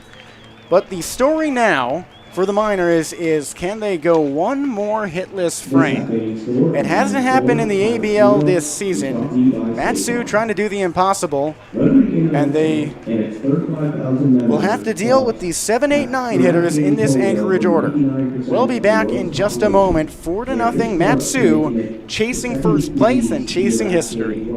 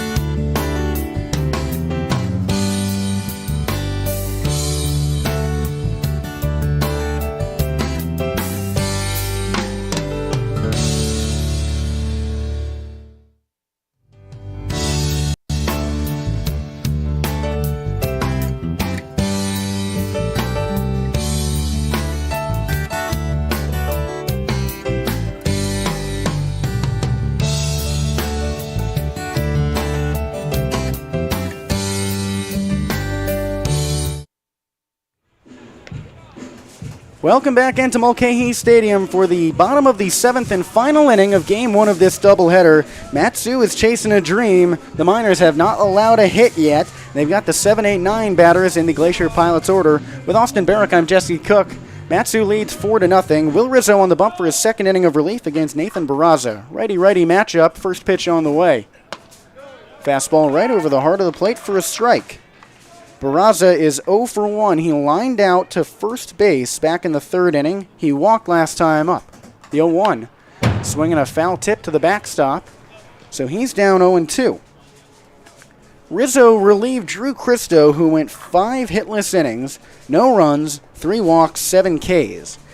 Rizzo struggled a bit in his first frame. He retired the first 2 batters, but then allowed 3 straight base runners on walks and a hit by pitch.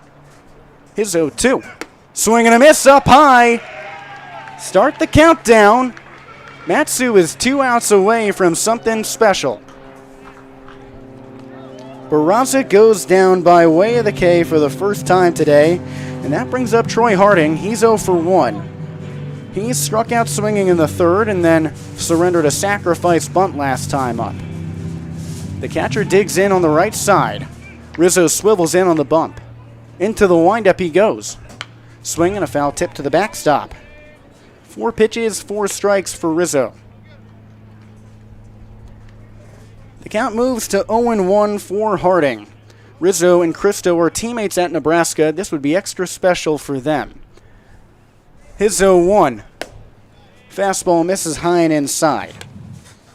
We spoke to Drew Cristo a couple days ago, and he talked about the special bond that he has with Rizzo. They got to know each other during the spring season. The 1-1 pitch. Swinging a pop-up, foul off to the right side. It's a 1-2 count for Harding. Rizzo came in against the top of the order, retired Rodriguez and Bermudez, and then walked the next 2 batters, hit Berkeley, then forced a pop-out from Jacob Stinson. That was back in the 6th. This is the last inning of this doubleheader as a result of Saturday's rainout. Rizzo shakes off a couple signals, raises a glove to his eyes. He winds and fires, swinging a rip over shortstop. Barrera leaps, and it's down! No hitter, no more. 2 outs shy. Troy Harding beats the odds with a shot over Emilio Barreras, a first-team All-ABL shortstop. And that is the first knock of the day for Anchorage. 1 away in the bottom of the 7th. That brings up the 9-hitter, Andrew Nicoluk. He's struck out twice. Rizzo resettles on the bump, pitching from the stretch. Righty-lefty matchup, runner on first. He fires, swinging a foul tip to the backstop again. Well, I'm going to sound silly saying this, but on the bright side, at least history didn't happen when our camera was overheated. 0-1 count for Nicoluk, runner on first. He struck out on 4 pitches, each of his first 2 times up. Middle infielders back near the outfield turf. Rizzo from the stretch. Swing and a miss, high and away on the fastball. The best game that anyone has pitched in the ABL this season likely came on Thursday night when Camden Daly started with 6 one-hit shutout innings en route to Matsu's 9-0 win over the Bucks, a 2-hit shutout. The 0-2, swing and a pop-up, infield grass. Cooper Vest creeps in. He makes the grab halfway between home and first, and there's 2 away here in the bottom of the 7th inning. Matsu still needs this game to have a shot at taking first place in Game 2. This is the last day of the season, the last 2 games. And there's a mound visit. Ty LeBrun walking out to relieve Will Rizzo. And Rizzo has already started off the bump to give him the ball, although LeBrun has not taken it yet. I have a feeling that Rizzo was upset. He said, Ty, do not take me out. Do not take me out. I want to finish this game, and that's exactly what's happening. LeBron signals Mario back to the bullpen. That's right. Mario Bejarano ran onto the field, and then after a short word with Rizzo, Ty LeBrun sent him back. We haven't seen that yet this season, and that really shows the connection between LeBrun and his players. He's been called a players coach. That's likely part of the reason why he won his first Coach of the Year award after 5 seasons in the ABL this season. He also could just be scared of Rizzo. Could be the case. He talks a lot, and he's a big guy. Runner on first, 2 away for the top of the order, and Elijah Rodriguez. The pitch to the lefty. Swinging a pop-up. Behind third base, Vergara charges in from left field, calls off Barreras, looks up with one glove and makes the grab. Matsu shuts out the Glacier Pilots and keeps their hopes for first place alive. A 1-hitter, 4-0 Miners the final. That will conclude Game 1 of No hitter or not, that's an incredibly important win for Matsu. Now Game 2 matters.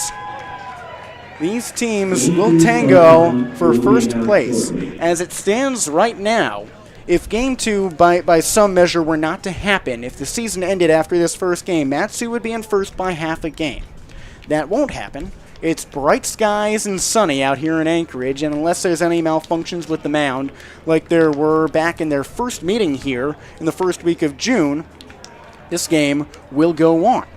Matsu wins the first one 4-0 thanks to a tag team tandem from Drew Christo and Will Rizzo. The Nebraska boys get it done. Drew Christo was incredible, wasn't he, Austin? 5 innings, no hits, 7 Ks. Spectacular stuff at Cristo. He did the job that now 4 consecutive starting pitchers for the Miners have done. Downer, then Daly, then Like, and now Cristo. Just absolutely shoving, accumulating innings, allowing very few hits. Cristo today, obviously, 0 hits, 0 runs. I mean, the strikeouts were piling up too, beat a lot of guys with the high heat, limit his walks at just 3.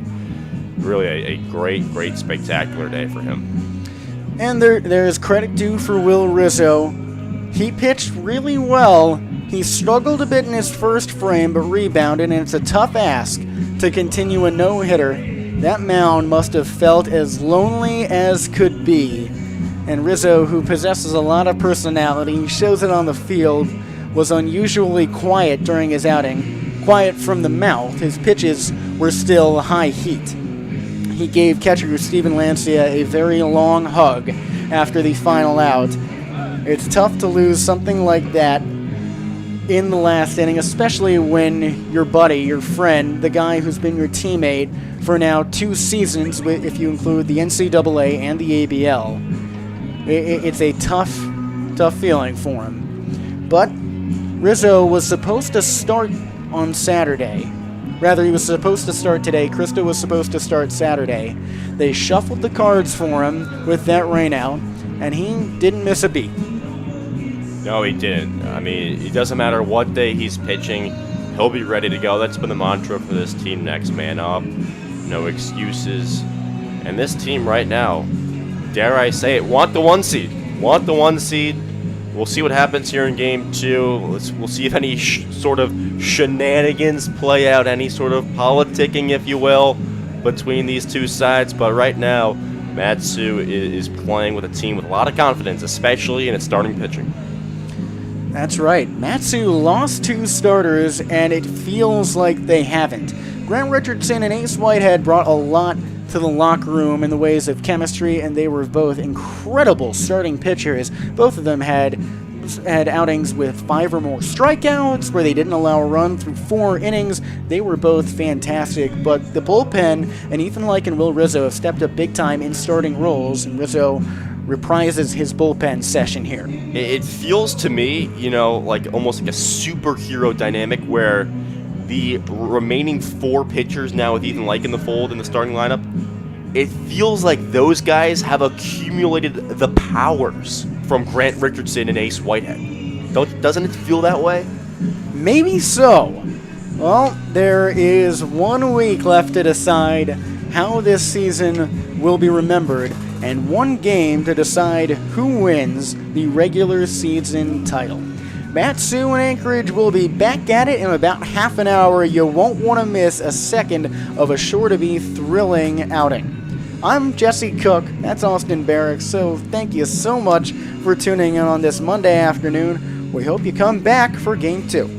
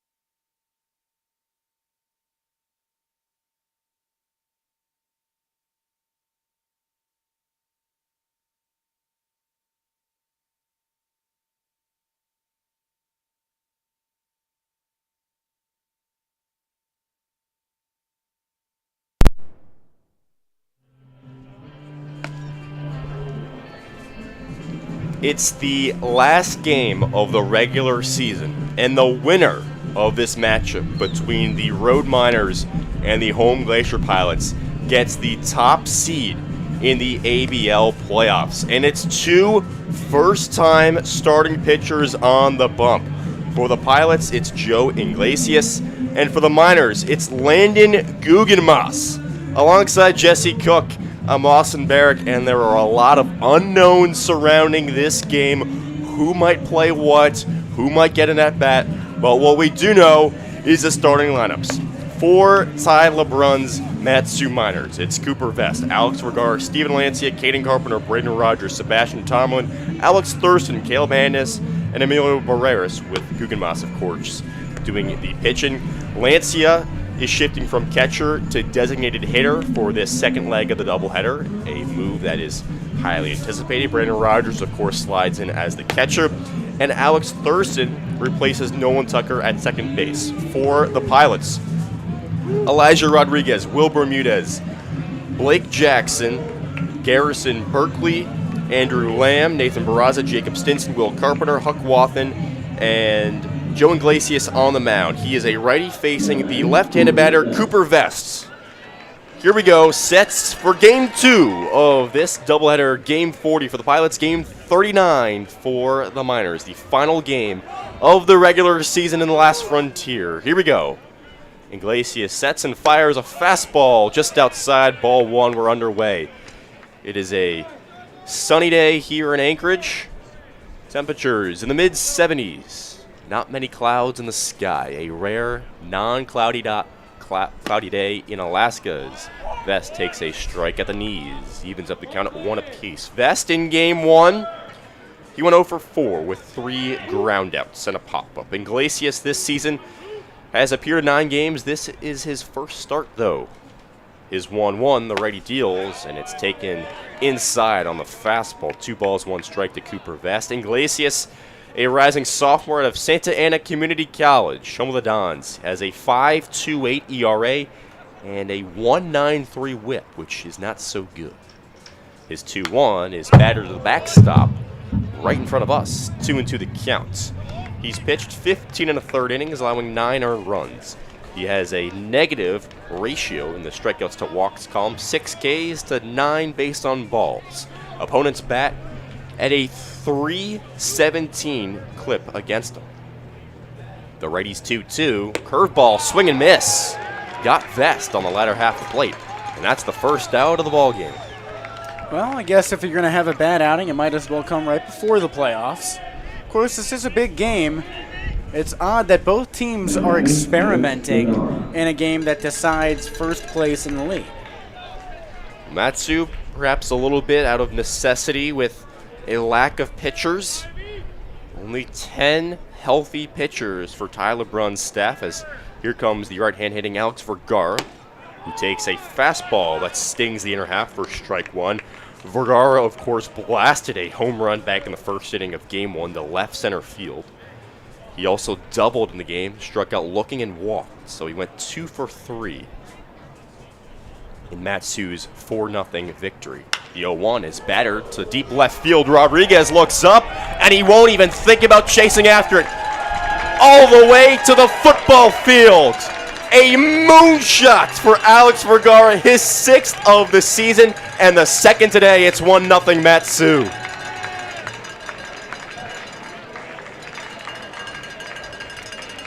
Are we sure this is Game 2? This is exactly what happened in Game 1. Vest gets out to lead off the ball game, and Alex Vergara hits possibly the longest home run anyone's ever seen. My goodness, that was mashed. So it's already 1-0 Matsu here in the top of the first. Here's Steven Lancia, and he swings the first pitch he sees and corks. Deja vu. 4-0 win for the Miners in Game 1, which was spearheaded by Vergara's deep blast to left field, and here he is again striking first in Game 2. The 0-1 Lancia swung on a rope, fair ball down the third base line. Barraza can't get to it, it goes to the corner. Rodriguez can't find it for a while, and now throws in, but Steven Lancia has himself a stand-up double. And Matsu is cooking early on. Now batting, Dave Carpenter. Well, it's not a new sight for the Miners to hit well against Joe Iglesias. The architect of some of these comebacks for Matsu has been Iglesias, who's allowed 5 earned runs in 3 appearances against Matsu. That's right. His last appearance was back on Wednesday, 5 days ago, back in Palmer. His first pitch to the lefty Carpenter sails outside for ball 1. Carpenter in game 1 today went 1 for 4 with a single back in the first inning. Iglesias, his last outing, retired all 3 batters he faced. The 1-0 here is a big swing and a miss out of Carp. Those 3 batters that he faced back in Palmer on Wednesday were Caleb Hannes, Emilio Barreras, and Cooper Vest. So he retired those 3 in order, but before that, he had a horrible outing on June 29th against the Miners. Went just 1/3 of an inning, allowing 3 runs. 2 of them were earned on 4 hits. Runner at second. The 2-0 pitch is left outside. It's a 3-0 count.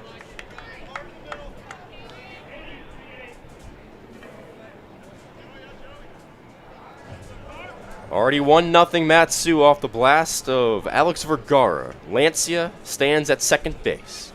The shift is on for Carpenter. He's got a 3-0 count. The pitch from the righty, fastball tagged on the ground up the middle, into the shift. The shortstop throws on first base for out number 2 as Lancia scoots down to third. That was Bermudez who made the play at short on the right side of second base. Now batting, Braden Rogers. Caden Carpenter is one of the few players on this team who has the go-ahead to swing on a 3-0 count, and while it's an out, he does advance the runner. Here comes Braden Rogers. Last played Friday at the Bucks. First pitch to the righty is called a ball over the top of the zone. In that game on Friday, his 21st birthday, Braden had a sac bunt, also grounded into a double play and struck out, part of an 0 for 3 day for him. Lancia stands 90 feet away. 1-0 count to Rogers. The pitch is up high again, ball 2.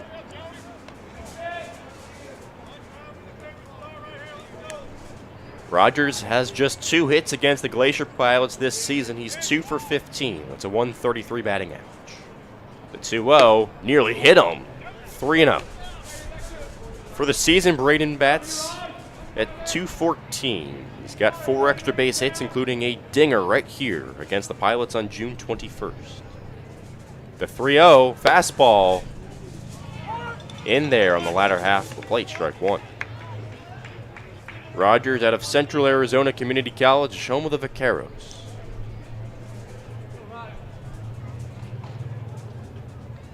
Iglesias' 3-1 is hit, popped up, left side of the field, infield play.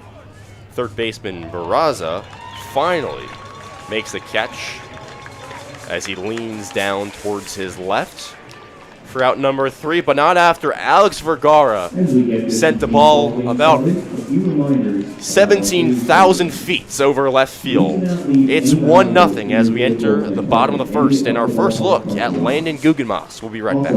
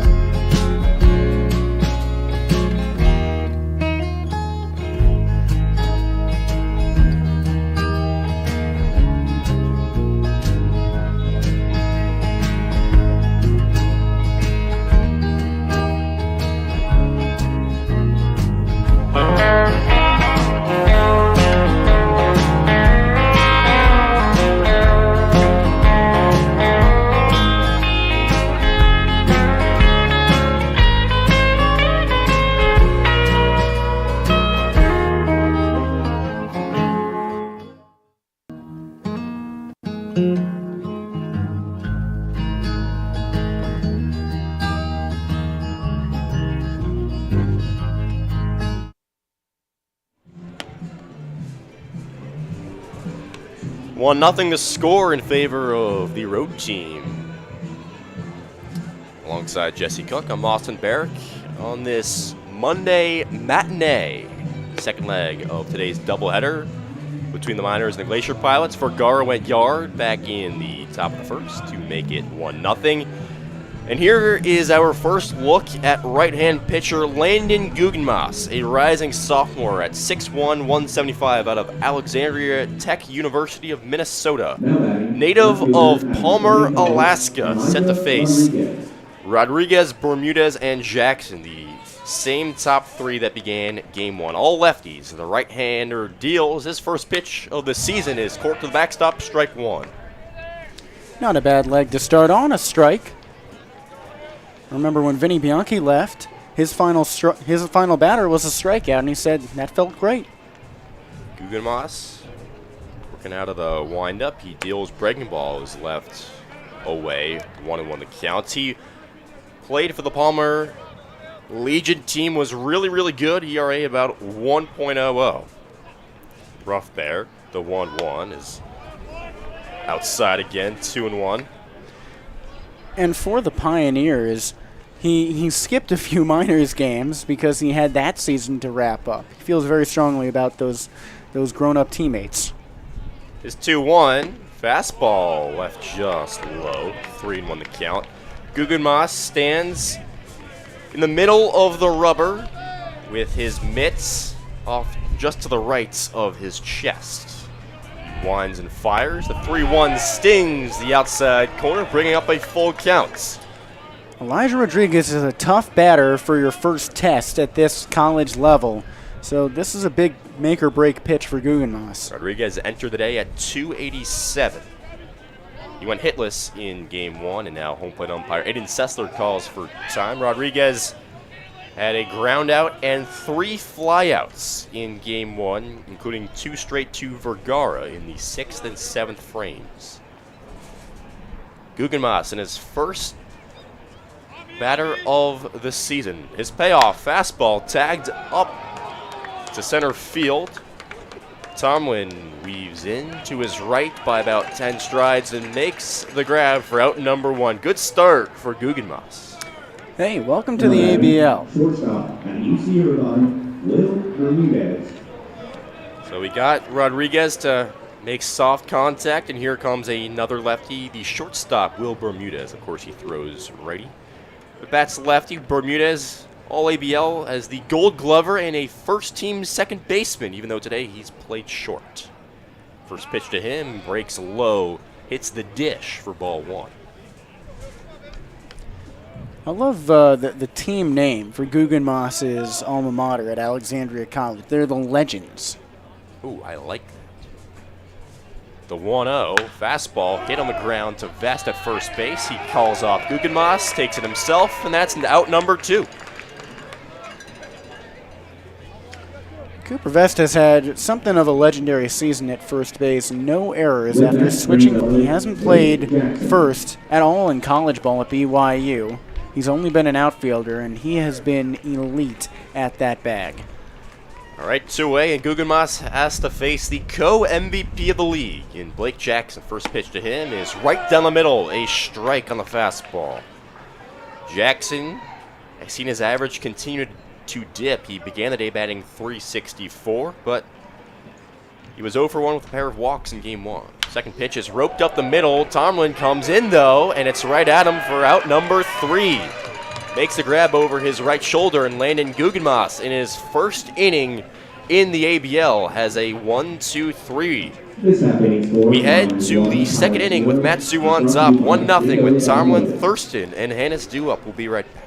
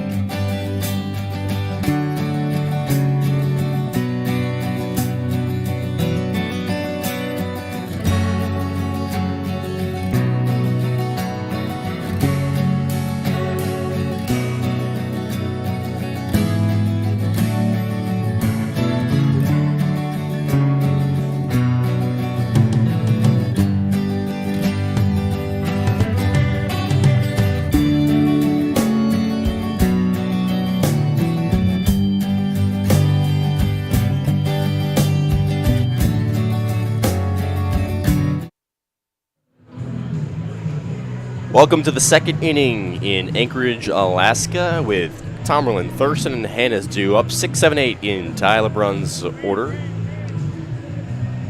Joe Iglesias out of Santa Ana College back on the hill, the right-hand thrower, in the left-hand batter set to tango. First pitch of the inning is swung back up the middle.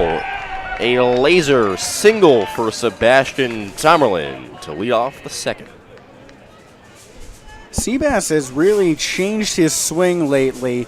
He suffered that broken hand during the regular season at Central Arizona and affected his development back, but now he's starting inside pitches, which gives him more time. So here comes Alex Thurston, seeing his first action at the plate, specifically in 9 days. Last time he played was in the doubleheader in Chugiak a couple Saturdays ago. First pitch to him is right down the middle, strike one. Thurston in those pair of games went 0 for 5 with an RBI, a walk, a strikeout, and a sac fly. He bats .200 on the year. He has scored since then. Yes, he has been a pinch hitter for Maddox Haley a couple of times. Tomlin is checked on, back safely at first slide. Yeah, pinch running for Haley in those games was important because Maddox was still really struggling with that ankle injury. So he couldn't run, especially in those late innings when you need. The pitch is called a ball. The throw to second base is not in time. Sebastian Tomerlin has a swipe of second base and now has himself in the team lead with 7 stolen bases on the season. That's been a very quiet storyline. The battle for the top spot on the team between him and Carpenter in swiped bases. All right, so it's a 1-1 count to Thurston, and that fastball rings the bottom of the zone. Strike two, 1-2 the count. Iglesias has hit the zone here in this inning, but Tomlin roped one back up the middle, and Thurston has seen a few cross the plates. Runner at second, nobody out. The 1-2. Fastball up the middle, swung on the ground to shortstop. Bermudez throws on a first in time for out number 1. So it was another strike down the middle, but Thurston hit it on the ground to short. He's retired. Tomlin stays at second. There's one gone for Caleb Hannes. I'm impressed with how Will Bermudez has adapted to shortstop. Normally he plays second, and the two are more different positions than you might think. It's not just having a longer throw. You've got more ground to cover and more authority in the infield. So here comes Thurston's teammate at Valparaiso, Caleb Hannes, the everyday third baseman. Blasts one into right field. Berkeley, ranging to his left, puts up his glove and makes the grab on the run. Tomlin tags from second base, gets third easily. He actually rounds third. Briefly holds up there, and Caleb Hannes moves over the runner, but now there are 2 outs in the top of the second. With that brings up Emilio 2 Barach. outs, but you've got the team's leader in RBIs fighting for the top spot in the ABL in the Ribby department in Emilio Barreras. One more knock, and he'll be tied for the lead with 27. So Barreras had an RBI back in game 1. And he shoots one foul. Watch out. Almost hit Drew Christo. About a foot to the right of him for strike 1. That'd be a sour way to end your 5 no-hit innings is getting smacked with a line drive. The 0-1 is swung on the ground to second base. Carpenter fields it. Crow hops and throws on a first in time. For the third out of the inning, Matsu strands Tomlin on base. After 1.5, it's the Miners on top, 1-0 with 4, 5, 6 due up for the Glacier Pilots. We'll be back. As a part of the Glacier Pilots.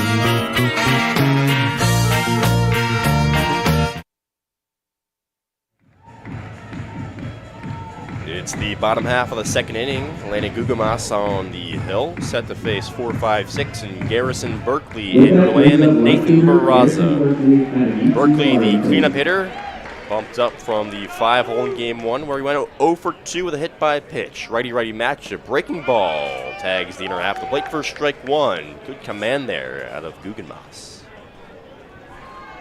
Berkeley, a rising senior out of UT Arlington, made his debut in the ABL on July 19th. The 0-1 left upstairs on the fastball, 1-1 count to the 6'2", 195 outfielder. Gugamas working out of that windup, kicks and deals. 2.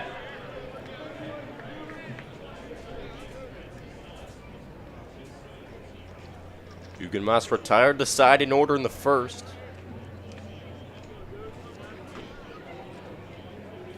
The 2-1. Fastball misses high and in. Glacier Pilots wearing the white jerseys, the white pants with the blue letters and the blue stripe down the side of the pants. Matsoon the camo green and the gray pants. The 3-1 pitch is battered to short. Barach dives, makes the play, throws on the first base, scooped by Vest, and he's called out at the base. Oh, what a bang play, 6-3 for the putout. Vest ranged to his right, lunged and picked it. Barach dove on the front end of that play, and that's an impressive first out of the bottom of the second. Emilio showing off why he's first team All-ABL. Cooper Vest doing the same. Granted, it's not a defensive award, but Gold Glove defense can't hurt. Absolutely not. Those two have been spectacular. There was a quick discussion between the first base umpire and the Anchorage bench. I don't think it was directed at Garrett Mosiello. Certainly looked like a play that the Pilots might have a right to argue, but as we've harped on so many times, it's not like the umpires are going to change their mind. And so with one away, here comes the left-hand hitting Andrew Lamb, who plays first base today. Gugamas misses outside, ball 1. Lamb in the first game today was the cleanup batter. He struck out twice, both swinging against the starter Drew Christo, and then he walked against Will Rizzo. The 1-0 fastball popped up. Left field play. Vergara backpedals a couple of strides, sizes it up, and makes the grab over his left shoulder for out number 2.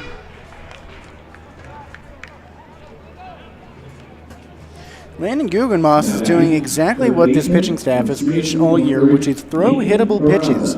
Trust your defense and trust yourself. He's doing a good job of putting the ball in a place where batters have to either uppercut or hack down at it.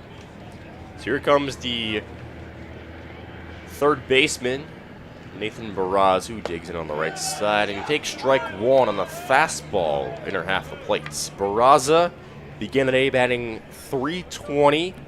In game 1, he went 0 for 2 with a lineout, a strikeout, and a walk. The 0-1 to him. Breaking ball is tagged right at Nolan Tucker at second base. A lineout. And Gugamas has 6 up, 6 down as we enter the third inning. Matsu on top, 1-0 with the top of the order, 2 up. This inning score.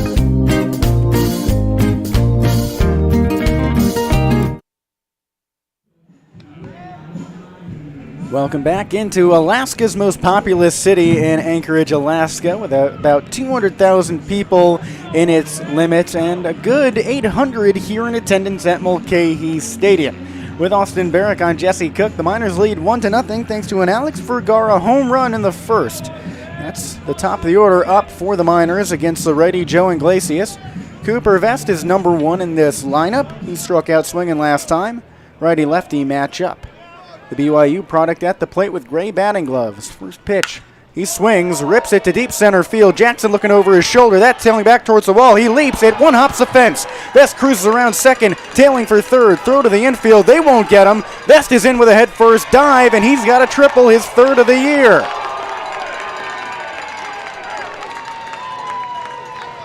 Cooper Vest goes first pitch swinging for his first hit of the day in this doubleheader after 5 failed attempts. A 3-bagger to lead things off in the top of the third. Cooper Vest, something about playing at Mulcahy Stadium, breaks out the triples, and now he is first place in the ABL with triples at 7. Wow. That's right, 7 triples, his third this month in July. Alex Vergara comes up to the plate. He hit his 6th home run in the first inning, his second of the day. He's the only player in Alaska with multiple home runs on the same day. No one has done it twice in the same game, though. First pitch to the righty. He swings and misses behind the fastball.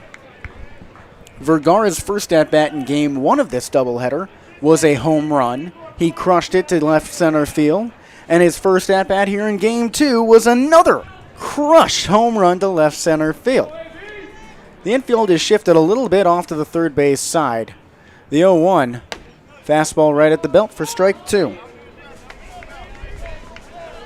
Andrew Lamb is playing a good 10 yards off of first base. Will Carpenter, the second baseman, is almost behind second. Checks his swing on a fastball low and away. Called a ball. Lancia, much like Vergara, had a very welcoming start in Matsu. In his first start back with the team, he homered. The 1-0, swing and a miss behind the fastball. Alex Vergara did the same exact thing when he rejoined the team. And both of them were not just members of the 2022 Miners, but they were elite members of that squad, both making all ABL. The 1-1, swing and a pop-up, first base side, tailing it to foul ground, hooking out a play. In pursuit is Lamb, and he can't get there. 1-2 count. Lancia is all ABL first-team catcher for back-to-back seasons. Alex Vergara was the ABL MVP last year, but he's only a second-teamer this season, likely because he joined the team about midway through the season, right before the start of July. So he had only played about half the games of his competitors. The 1-2. Swinging a chipper down the third base side and foul. But you've got to imagine that Vergara, who before today, when the voting was done, who led the league in homers with 4, having played less than a month, you think he would have gotten a little more recognition than second team. The 1-2, swinging another foul tip to the backstop third base side. You really do. There's a lot of great outfielders in this league, but of course, nobody has better power than Alex Vergara. It's just, I think it was just a matter of at-bats, sadly to say, and I just wish the voting came after the conclusion of the regular season. 1-2, Lancia swings and corkscrews it off to the first base side and foul. His third straight 2-strike foul ball. And you're right, but it is a very short window after the regular season and before the playoffs. In fact, it's not even 24 hours. Game 1 of the playoffs starts in 23 hours, actually. The 1-2. Swing and a rip down the third base line. Foul again. So I would make another rule change. I'd say off day between the end of the regular season and the start of the playoffs. Well, for everyone else, this is an off day. True, yeah. These are the only games happening in the ABL today, which means that the first and second place teams are jumping out of the frying pan and into an equally hot fire. Runner on third, 1 away, 1-0 Miners. The pitch. Swinging another foul ball. First base side, Lancia is shortening up and protecting the plate like we've never seen him do. The Matsu catcher this season has gone down by way of the K 20 times in 105 plate appearances. Now he's protecting the 1-2, swinging another foul ball over the backstop. Okay, that's 6 two-strike foul balls for Steven Lancia. Let's go win it now, Lancia. Let's go win it, Steven. Here we go. Here we go. The count is still 1-2. There's one away here in the top of the third inning. It's 1-0 Matsu. The infield is in. The pitch. Swing and a drive, center field. Jackson backtracks. He's got plenty of time. Looks up, makes a one-handed grab. Vest tags from third. Throw to the infield is way too late. Cooper Vest scores his team leading 20th run of the season. Steven Lancia has an RBI and Matsu leads 2-0.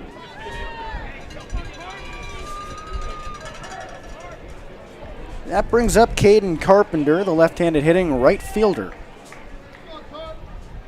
He digs in, a couple steps back in the box. Normally he crowds the plate, but today laying off a little bit against Iglesias.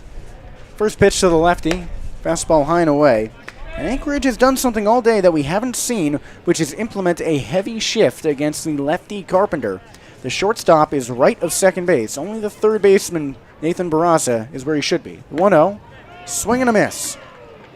Of course, the shift has only worked once today, and it was Carpenter's last time up. He grounded out to the shortstop on the right side of the second base bag. His first swing was a base hit to right field over the shift.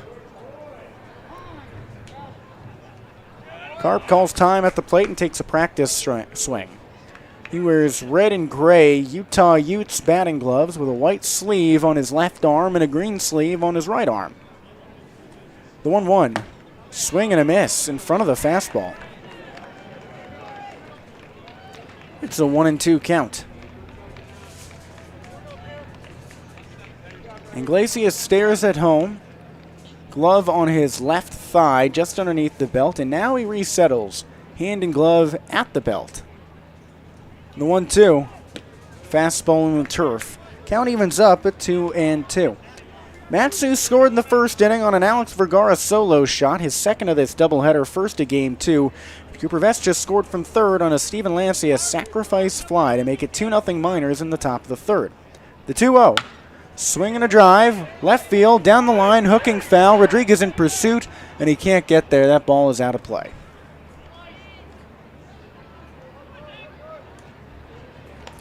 We haven't seen Carp implement the opposite field power per se, but he has struck the ball for a base hit on the other side. His only home run this season was a moonshot back in early June at Herman Brothers Field, and that went to right field. He pulled the ball. He almost had a home run a week ago against the Chugiak Eagle River Chinooks, but he was robbed at the fence, also in right field. 2-2 count, bases empty, 2 away, 2-0 Miners, top of the third. Final game of the regular season. The pitch. Swing and a foul ball off to the third base side.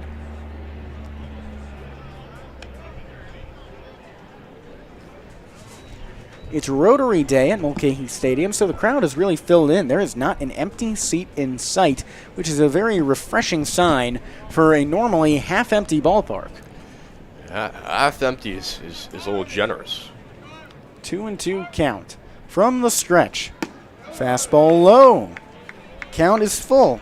Even for Game 1, which was a better crowd than normal here at Mulcahy Stadium, there were rows and rows of ghosts. Ooh, sorry. Full count, the pitch. Ball 4, high and away. Caden Carpenter leads the league in walks, and he adds another one, his 30th of the season. That brings up catcher Braden Rogers for his second at-bat of the game. He popped out the third last time up to end the first inning. Now he's got speedy Caden Carpenter on first base. Until the last inning, Carp was tied for the team lead in steals with Sebastian Tomerlin, but the center fielder bested his partner in crime and right with his 7th stolen base. Righty-righty matchup, first pitch. Fastball dances high and inside. Rogers shrugs it off. And he won the Matsu Team Award for the utility player, someone who's available in every position. There was a thought that if Game 2 didn't matter, he would play every position. The 1-0, swing and a miss. Austin, I talked with assistant coach Kyle Watson before the game, and I said to him, so if that happens, if Game 2 happens and Anchorage wins Game 1, so Game 2 won't matter, will Braden play every position? And he said he would pitch the idea to head coach Tyler Brunton. But Matsu won Game 1, so this game does matter. Throw over to first, Karp is back with a slide. And Austin, Braden told us that he was interested in that idea. Oh, yeah. Yesterday he was all for it, very happy, thrilled with the idea. But he might just have to settle for catching. Maybe so. The 1-1. Swing and a rope into left field. That's a base hit. Carpenter cruises into second base. And Braden Rogers has his first knock of the day.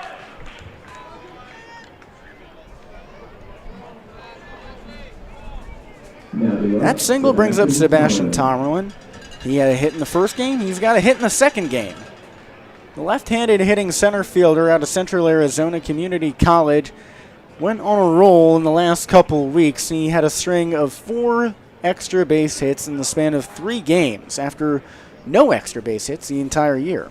First pitch. Iglesias' fastball misses high and away for ball 1.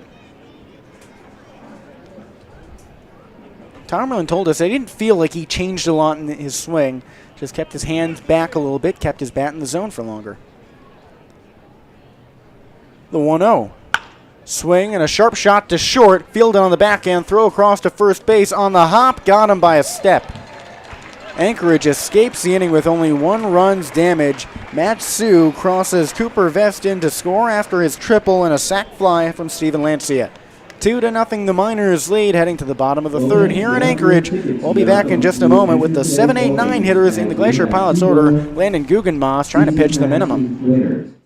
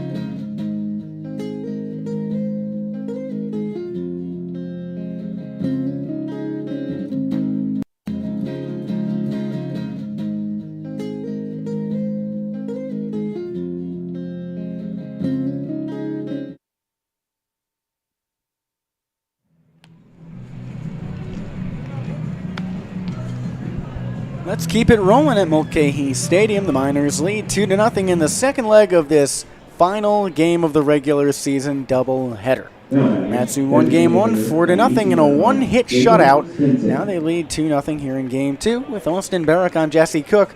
Landon Guggenmoss is making his first appearance of the season in the last game of the year, and he's gone 6 up, 6 down. His first pitch to Jacob Stinson, the lefty, is a ball low. Guggenmoss pitches from the right side. He comes out of Alexandria Community College in Minnesota. Plays for the Legends. His 1-0 to Stinson on the way. Fastball low and inside, called a strike. 1-1 count. Stinson went 0 for 3 in Game 1, but he did reach base on a drop third strike. Guggenmoss with the 1-1. A high leg kick he fires. Swing and a pop-up. Shallow right field. Carpenter charges in. With a jog, he looks up and makes a grab. 7 up, 7 down for the local kid. Landon Guggenmoss is a native to Palmer, Alaska. He's been going to Miners games his whole life and playing at Herman Brothers Field for the American Legion team, the Pioneers. And in his first start in the ABL, he's gone 2 1/3 without a base runner. Imagine how he's feeling right now. Dream come true happening for him. Here's the lefty Will Carpenter, first pitch on the way. Fastball low and away, called a strike. Alexandria Community College is a JUCO school, so if all goes well, might transfer to a Division I college.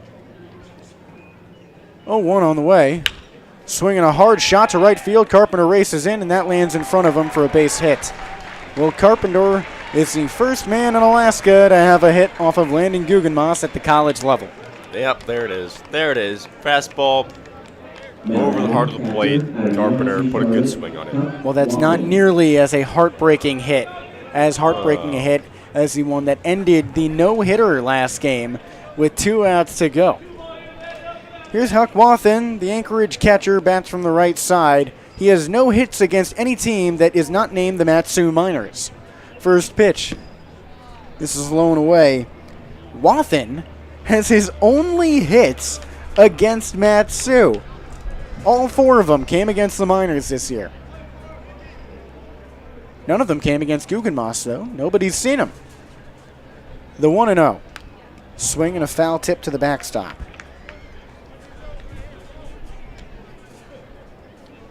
Carpenter, the runner on first. There's 1 away here in the bottom of the 3rd inning. Matsu leads 2-0. The winner of this game wins the regular season title in the ABL. Throw over to first, way behind him. Of course, regular season titles are great, but we're Boston Bruins fans. We know firsthand that all that matters is what happens in the playoffs. And their goalie, Jeremy Swayman, is from Anchorage. The 1-1. Curveball dips low for a ball. Yes, but unlike the Boston Bruins, no team this season in the ABL has been historically great. It's been a real bunch-up for first place. That's right, but Matsu has the only 9-inning complete game, the only complete game shutout. The 2-1, swung on, batter to third, Hannes Fields on the run, darts on to second, he got him, throw to first, that's 2. 5-4-3, Caleb Hannes spins a pair, and that does it for the 3rd inning. 2-0 Miners to score as we head to the top of the 4th. Matsu is due up with the 7-8-9 hitters. Miners 2, Pilots 0.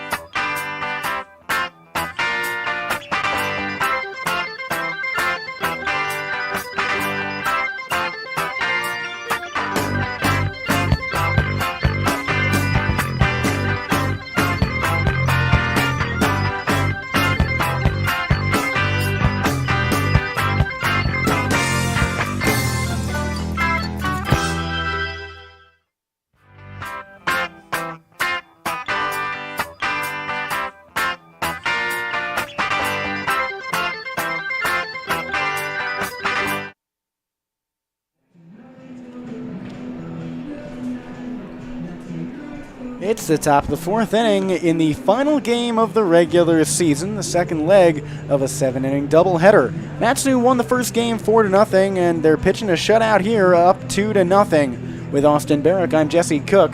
The Miners are at the bats with the 7-8-9 hitters, Alex Thurston, Caleb Hannes, and Emilio Barreras, your second baseman, third baseman, and shortstop in that order. Joe Iglesias is still on the bump. He's allowed 2 runs on 5 hits through 3 innings. Righty-righty matchup. Infield evenly spread throughout the pitch. First one on the way. Ball misses up high and inside. And I call it the pitch because Alex Thurston is replacing Nolan Tucker, who is possibly the biggest soccer fan in all of Alaska. Well, all of Alaska, wow. The 1-0. Fastball misses low and away. Every time, it seems, we talk to Tucker, he finds some way to weave soccer into the conversation. He's a big Premier League fan. He's like, you guys have to listen to their announcers in the Premier League. He said that word for word. 2-0 pitch. Fastball at the knees. I know we've been, from a distance, following the Women's World Cup. We do have fish to fry right here in Alaska with these minors, but we've been patiently watching that from time to time. Third game is tonight. 2-1. This is low and away. Ball 3 to Thurston. Alex grounded out to short last time up. Nolan Tucker played the first game at second base, but he's getting a rest. He transferred to Southern Mississippi last weekend. 3-1 to Thurston. Swing and a sharp shot to center. Jackson turns over his right shoulder, looking for room. He reaches up and makes the grab. We never see Blake Jackson stumble, but still made the grab. 1 up, 1 down here in the top of the fourth inning, and that brings up Caleb Hannes. He, Thurston, and Tucker all spent the spring season at Valparaiso playing for them. Tucker said that Hannes and Thurston were his 2 best friends at the school, and he's treasured every moment with them here. Righty-righty matchup, first pitch. Swing and a high fly ball, shallow left field. That creeps in left center. Jackson looks up and makes a one-handed grab. Back-to-back plays for the co-MVP. Blake Jackson was named alongside Nick Costello of the Oilers the best player in the land. He's proved it with back-to-back grabs. Emilio Barreras comes up to the plate. He grounded out to second base last time up. He digs in on the left side. First pitch to the Grand Canyon product. Swing and a rope to left field. Elijah Rodriguez jumps up and makes the grab, turning over his right shoulder. The inning ends on 3 pitches and 3 outs. Matsu stays on top 2-0 after the 1-2-3 frame. We move on to the bottom of the fourth inning here in the final game of the regular season.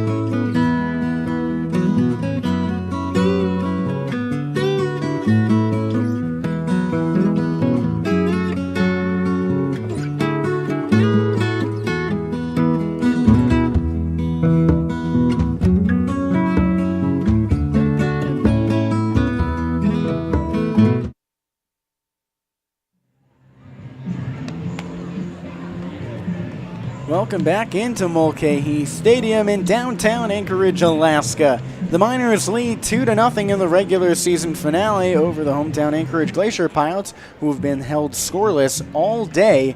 In fact, Anchorage has just 2 hits in this doubleheader, 1 in the 7th inning of Game 1 and 1 in the last inning, the 3rd inning here in Game 2. It's the bottom of the 4th, 2-0 Miners. With Austin Barach, I'm Jesse Cook. Landon Guggenmoss has had somewhat of a star-studded showing to start out. He's got the top of the order. Righty deals to the lefty, Elijah Rodriguez. Backdoor curveball called a strike, low and away. Guggenmoss has gone 9 batters in 3 innings. He's pitching the minimum thanks to a double play that ended the 3rd. The righty out of Palmer, Alaska, fires the 0-1.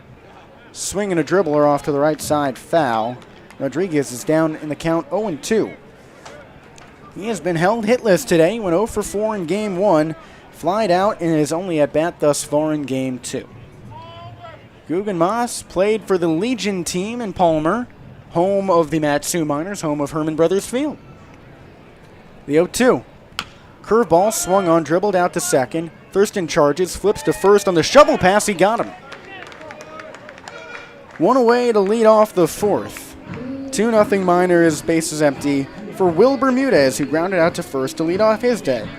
And right there is an example of a play that Guggenmoss gets because he's with the Matsu Miners that I would guess he probably doesn't get for the Palmer Legion team. A very nice flip, charge in, and a flip by a good second baseman in Alex Thurston. Good fielding play. First pitch to the lefty. Tries to bunt but pulls back. Pitch misses up high and away. We haven't seen anyone hit the ball a long way off of Guggenmoss, only to the mid-outfield. And it must be a strange experience pitching with a normal outfield because Alexandria Community College, it's very askew. Here's 1-0. Swinging a pop-up behind third base. Barreras charges into foul ground, calls off Vergara and Hannes. Down the line, Vergara makes the play, tripping over Barreras. They're both okay. Vergara took a tumble and takes a deep breath on the ground. That is the second out of the inning. Both of them are rather slow to get up. But with some help, they're both standing. Looks like they will both stay in the game. Yeah, so obviously Barreras and Vergara were in pursuit there. Barreras knew that he was being called off late, so he did a kind of a dive to the ground, but Vergara with his momentum tripped over his feet. I think Vergara got slightly the worst of that encounter, still shaking it off with his legs, doing a little high knees, some squatting right now. But both are staying in the game, and that brings up Blake Jackson batting from the left side. And circling back to Guggenmoss's home field with the Legends out at Alexandria, Newt Nelson Field is shorter to center than down each foul line. It's very different here. First pitch to Jackson. Runs inside and hits him on the hip. So Matsu will finish the regular season with just 5 games in which they do not hit a batter. It seemed like there was a solid stretch these last few games with Downer, Daly, Like, and Christo earlier today, but yeah, it's certainly been an issue for most of the season. That puts Jackson on at first base for Garrison Berkeley. The righty sets up with 2 away, a 2-0 lead for the Miners. Runner off for second, the pitch. Misses up high, throw to the base, way late. Blake Jackson steals yet another base, and he has been elite this season. That's his 8th swipe of the year. 1-0 count for Berkeley. And circling back to Newt Nelson Field in Alexandria, it's a ballpark that people in the community say was built around the town. It's right up against a river. And can you imagine, I don't know the exact dimensions, I couldn't find those, but from the eye test, it's pretty obvious that center field is closer than each foul line. It looks to be almost 400 feet to each pole. Can you imagine playing on a field like that? It must be really weird. It's like the Little League fields at Williamsport, but those are even throughout, which is still weird, but shallower center field is like, ugh. Well, it's 400 feet to center here in Anchorage, 325 down each line, just like the dimensions at Herman Brothers Field.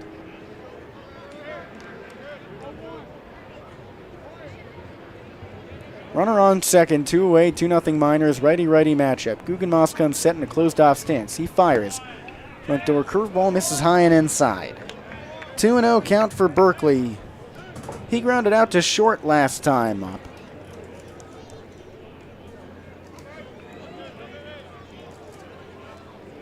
Guggenmoss puts the hand in the glove, kicks high and fires. Swing and a shot to center field. Tomerlin chases in and makes the two-handed grab above the green brim of his hat. Landon Guggenmoss has allowed just 1 hit through 4 innings of work. Scoreless baseball, just 2 base runners. Welcome to Alaska, baseball kid. You've been playing in American Legion up in the upper 49th and clearly hasn't skipped a beat coming into the college level. We move on to the 5th inning. Matsu leads 2-0 in the regular season finale, a tilt that decides first place.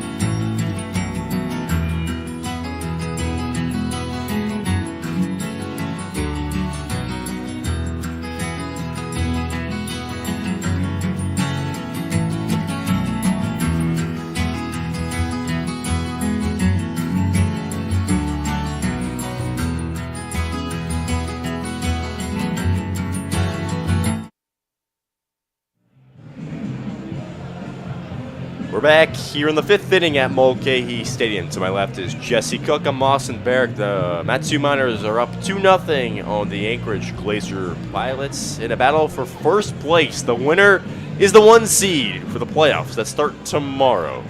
On the hill, it's still the right-hander out of Santa Ana College, Joe Iglesias, and at the dish, it's lefty leadoff man Cooper Vest. First pitch of the inning is a fastball called strike at the knees down the middle. Vest is such a dangerous batter. He already leads the Miners with 8 doubles and stung his 7th triple back in his last plate appearance as he takes that one lone outside, ball 1. The 07 not only lead the team, but lead the entire ABL. Nobody has more than him.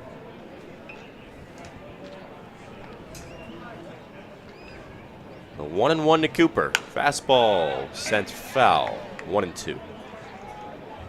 And Cooper Vest, along with being the first team All-ABL selection, also was one of the 2 Stan Zaborik Award winners in yesterday's banquet at Herman Brothers Field. The team owner before Pete Christopher took over represents what it means to be a Miner. Him and Caden Carpenter got those awards as that pitch sails low into the turf, evens up the count at 2 apiece. Head coach Tyler Brunn said the reasoning behind that was that Vest and Carpenter are usually the first ones in, first ones out. Yeah, great attitudes, really tremendous leaders on this team. The 2-2 is a tapper down the third base line, but foul. It was a late swing by Vest, who just protected the plate and sent it opposite field. Ground ball was hit just about a foot left of the third base bag. And Tyler Brunn also said, you know, Vest and Carpenter, 2 of the best just men on the team, and 2 of the guys who could realistically return next summer as well to play for Tyler Brunn, who now has a Coach of the Year under his belt, and a team that has the recipe to potentially win it all this season. The 2-2 to Vest is swung on, hit high down left field line. Rodriguez in pursuit in the corner. He looks up and he makes the grab, tailing into the chain-linked fence in foul territory. A long out number 1 in the top of the 5th. Earlier in the day, I was out talking to the Matsu pitching coach Steve Hecker in the bullpen while Anchorage was taking BP. And funnily enough, Elijah Rodriguez dropped a fly ball during BP right next to me. Hasn't dropped anything thus far. Yeah, and here comes another dangerous batter in Alex Vergara. Of course, he's homered twice today, both times in the first innings. First pitch here is clobbered down the left field line, stays in the ballpark, but it hopped to the wall on 3 hops. Vergara rounds first base, and he slides in a second, a long foot-first slide. And that is his 7th double of the season, rather the 8th. He had one in game 1 as well. So his extra base hit streak really continues. He might be a robot. In game 1, he homered in the first, struck out in the third, doubled in the 5th. In game 2, he homered in the first, struck out in the third, doubled in the 5th. So if he follows script, he'll walk in the 7th. Or even more eerie, he'll reach third on a balk here. Okay. Yeah, let's look out for that. That's how he got to third in game 1 after his double, is Tommy Beam balked him. Yes, but that was with Caden Carpenter at the dish. Here is Lancia, 1 batter before Carpenter, who's on deck. And Lancia puts a ground ball into his own dugout for strike 1. Yeah, potentially deja vu all over again. Oh, I think it's just deja vu once. We don't really know what Yogi Berra meant by half those sayings. Vergara sends it home, and he's in with a head-first slide. Alex Vergara pulling off an Ele de la Cruz, and it's 4-0 Matsu. I got ahead of myself. It's actually 3-0. The scoreboard was already updated. But Vergara started the play at second base, rounded third when the ball hit home plate, skipped to the backstop, and he scored. So it's now a 3-0 game, bases empty with 1 out. 2-1 is battered foul on third base side.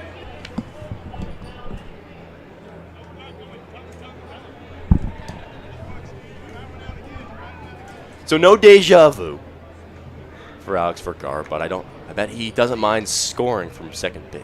The 2-2 to Lancia is hit high to center field. Jackson runs back, nearing the warning track, and he makes the grab with his right foot on the pebble. And for the second time this inning, that's a long fly out number 2. Circling back to Vergara's take of home, he's not the first player on the minors to score from second on a wild pitch this season. Steven Lancia did it all the way back during the Kenai trip, if you can remember that. So here comes Caden Carpenter, the right fielder, batting from the left side. Iglesias' pitch misses outside. Iglesias, like Tommy Beam, the starter in Game 1, who went all 7, is pitching pretty deep in this one. That one is tagged to left field. Elijah Rodriguez backs up at the warning track and makes the grab with his heels on the rocks. Matsu sends 3 flyouts to the warning track, but does score Alex Vergara after he doubled and got home on a wild pitch that hit home plate. Matsu tacks on one more after 4.5. It's 3-0 good guys. We'll be back with 5, 6, 7 in the Pilots order.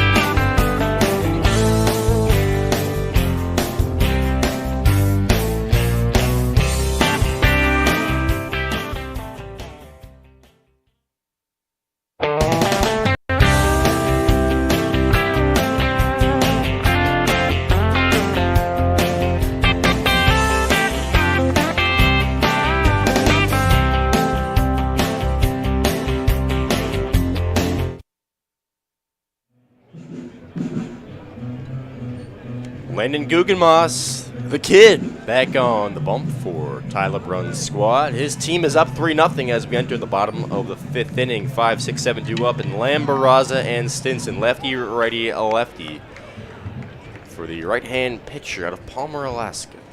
The pitch, fastball, just misses outside.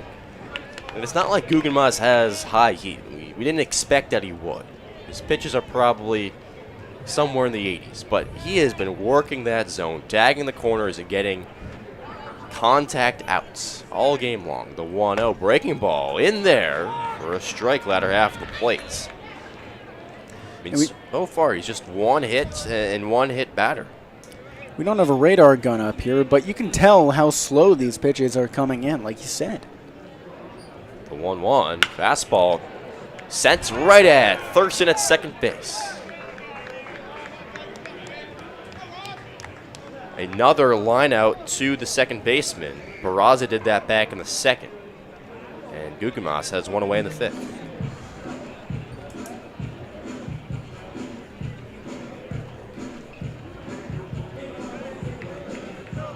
So here comes the righty Nathan Barraza.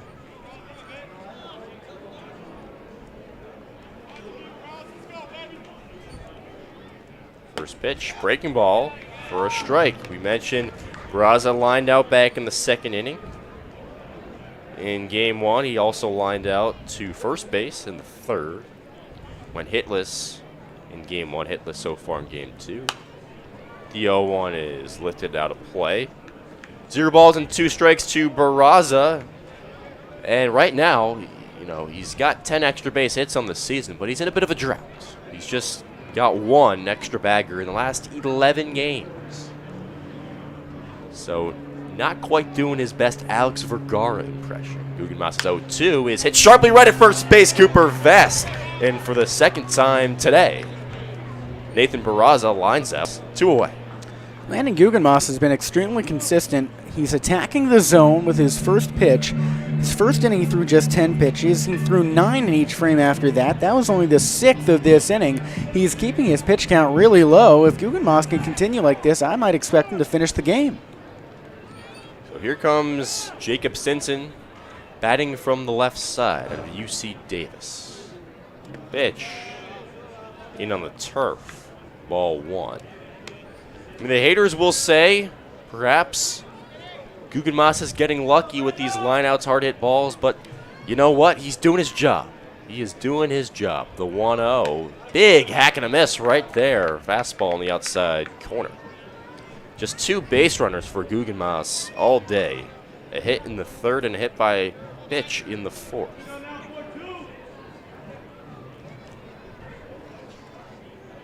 There's 1-1. Grounder, first base side foul. And Guggenmoss has a chance to strike out his first batter. And it's not like he's throwing junk out there. He's using his fastball. He's using his fastball curveball combination, and it's working really well. It doesn't have a whole lot of speed, but that'll develop throughout college. Is 1-2. Breaking ball. Tapper foul again. The scouting report on him was fastball, changeup, curveball.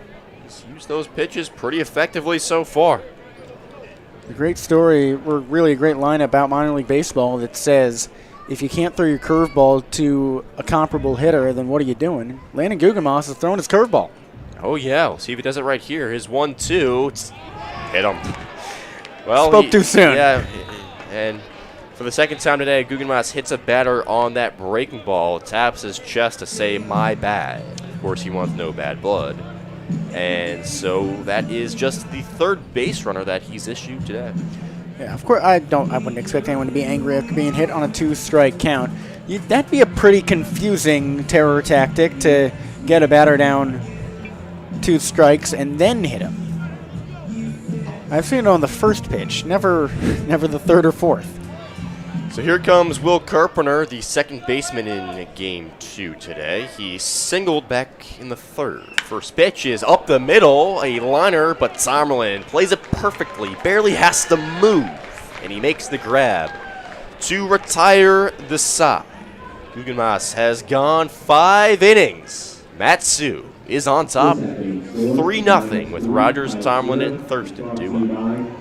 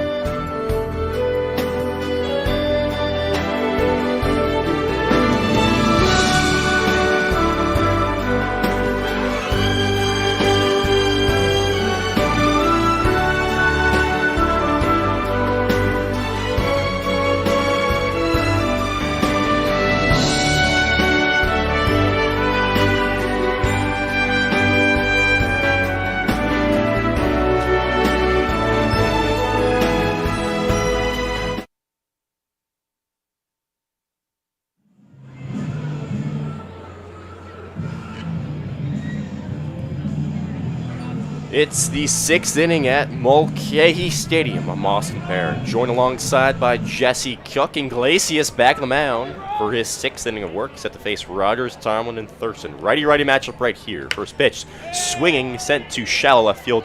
In comes Rodriguez. He makes the grab above his head with one hand. Out number 1 on the first pitch of the 6th. It's intriguing to see Braden Rogers send a ball into left field against the Glacier Pilots at Mulcahy Stadium. His only home run of the season came in a doubleheader here against these Pilots. And the swing looked the same, but the contact much weaker there. Yeah, a lot weaker. So righty-lefty matchup here with Seabass at the dish. The center fielder takes a strike on the fastball latter half of the plate. Sebastian, a rising sophomore out of Central Arizona College. 6', 170. 1 for 2 in game 2 with a single in the second, and he chops one to first base. Called fair, and the first baseman Lamb tags the bag with no worries in the world for out number 2. Pretty easy play for him. Ball landed right on the white chalk, so wasn't a whole lot of work to be done. If anyone could beat out a grounder to first, it's probably Sebastian Tomerlin, but even there, that would have been extremely difficult. Yeah, might have to call in Jaron Duran for that task. So, 2 outs on just 3 pitches, and Glacius now has Thurston, who sends one fouled on the first base side. So he's swinging on strike 1. Thurston today is 0 for 2, grounder to short in the second, and a fly out to center back in the 4th. Center fielder Blake Jackson has been busy today as the co-MVP out there in center field. The 0-1 fastball tattoos the outside corner.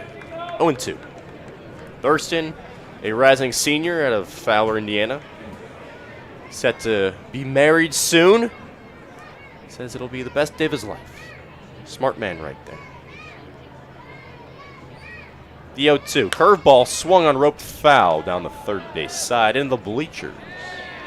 He also said that he's a little nervous, not because he's getting married, but because almost everyone who he invited RSVP'd yes. Oh. He doesn't know about the population capacity numbers. So he did not do a destination wedding type of deal. I No. imagine Alaska might be a destination wedding type of thing.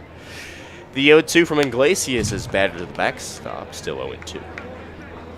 I mean, it's definitely a theory. Some people, they get out of the whole, oh, I couldn't invite you because, XYZ by just having it at a really remote place.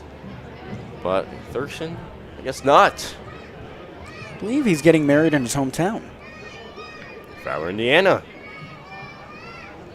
The 0-2 fastball rings the outside corner. Thurston is down with a backwards K. Iglesias gets through the order. 1, 2, 3. We enter the bottom of the 6th inning.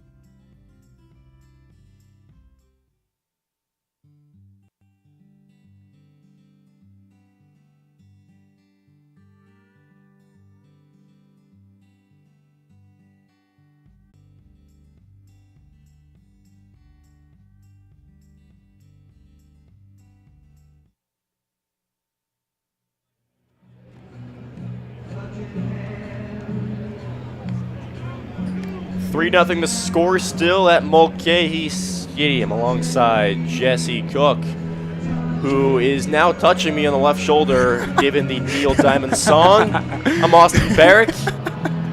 Landon Guggenmoss has yet to be touched really today on the mound. He has pitched 5 very strong innings. Only couple hits allowed as this one is flared to left field. Vergara wanders back a couple strides and makes the grab over his head for out number 1. I'm going to save you some time. The line is touching me, touching you. Yep. So, I had to. It's in the words. We're Red Sox fans. It's like a calling card for us. It is. It really is. So that was Huck Wathen, the catcher who just flied out to left. And here's the top of the order in Elijah Rodriguez. The left-hand batter takes a strike right down the middle. Rodriguez today was also the leadoff man in Game 1. In totality, he is 0 for 6. No strikeouts, no walks, just 6 regular outs. The 0-1 misses lone away. Guggenmoss has left 2 base runners aboard, 0 strikeouts, but he's gone 5 1/3, allowing just 1 hit. The pitch, curveball, flared foul. The starter in Game 1, Drew Christo, went 5 innings, allowing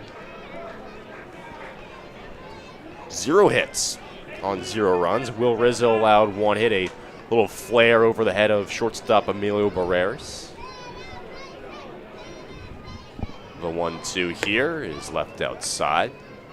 And in between games, I was chatting with Barreras and Steve Hecker, and Hex joked, he said, man, I wish our shortstop was just a little bit taller. Could have got to that. The 2-2 to Rodriguez is way outside. Ball 3 brings up a full count. Well, shortstops have gotten taller and taller since Cal Ripken was in the league. He was really the first big shortstop to gain notoriety. Payoff pitch, fastball, sent on the ground to third base. Hannes has it, fires on the first base, and gets to Rodriguez by a stride. Out number 2 in the bottom of the 6th. You mentioned Ailey De La Cruz earlier. Him, O'Neal Cruz of the Pirates, guys on that left side of the infield who are huge and fast. It's really a new development over the last couple decades, with shortstops getting bigger and bigger. They used to all be fairly short, and Emilio's not short. He's over 6 feet tall. Yeah, he is not short at all. So here comes the lefty Will Bermudez. Takes strike 1 on the breaking ball. Bermudez today grounded out to Vast at first and flied out to Vergara back and forth. That was the play where Barreras and Vergara tripped over each other. Both are fine. Barreras shading a little bit towards second base up the middle. The 0-1 pitch is plunked foul. It's 0-2. So Guggenmoss once again in search of his first K in the ABL. Head of the count, 0-2. Nobody on, 2 outs. In the bottom of the 6th, Matsu on top, 3-0. Winner of this game gets the 1 seed in the top of the world tournaments. The 0-2 fastball hit to shallow center field. Tomlin races in, now backpedals a couple strides and makes the grab for out number 3. The day of Guggenmoss continues. He retires yet another trio of Glacier Pilots. He's gone 6 scoreless, 1-hit innings thus far. We will enter the 7th inning when we return in just a few minutes. Don't go away.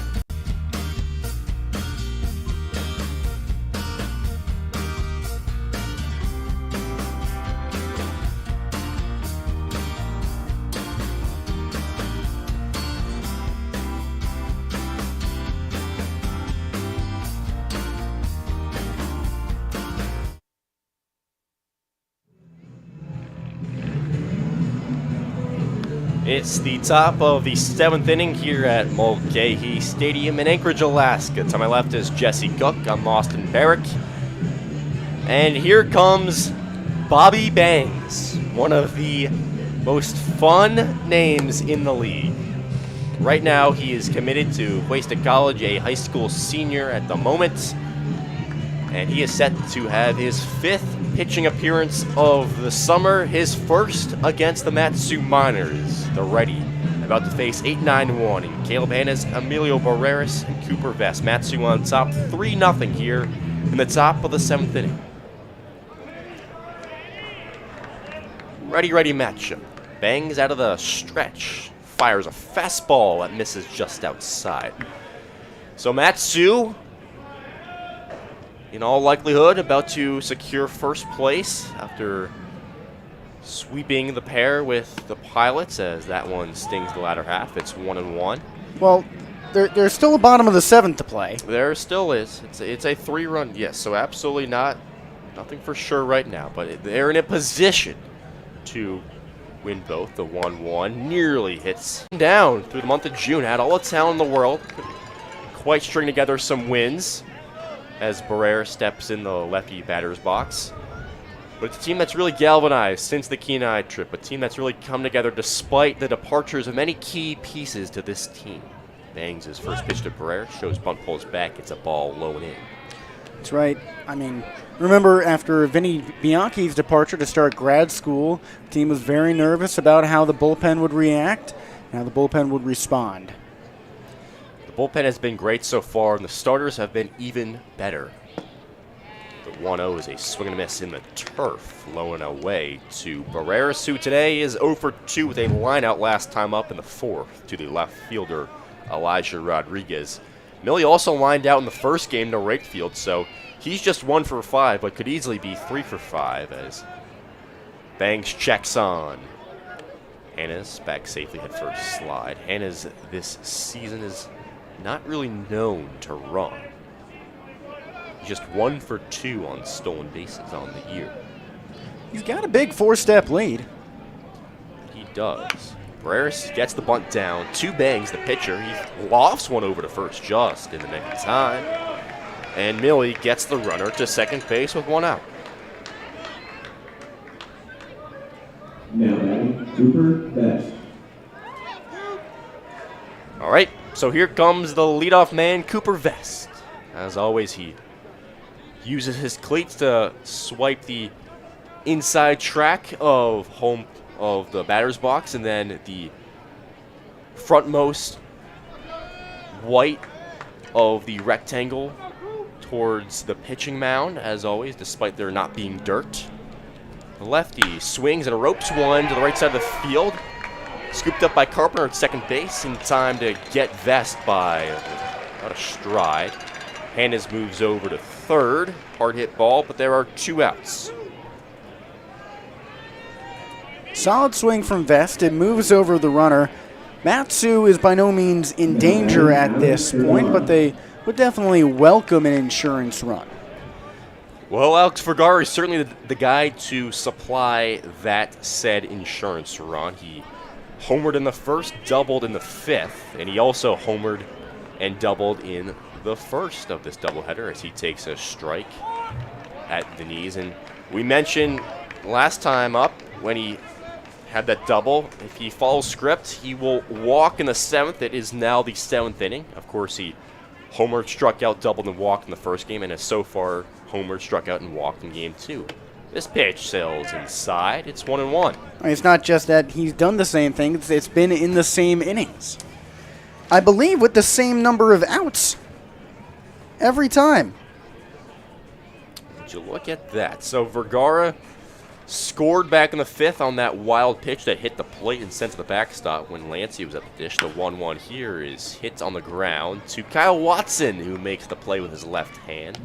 Third base and assistant coach. It's 1-2, so Vergara is going to have to see 3 balls here to work that magical walk. Heavy shift off to the left side.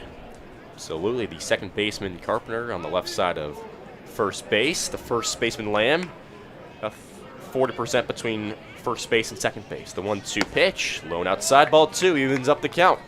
Vergara homered with 1 out in the first.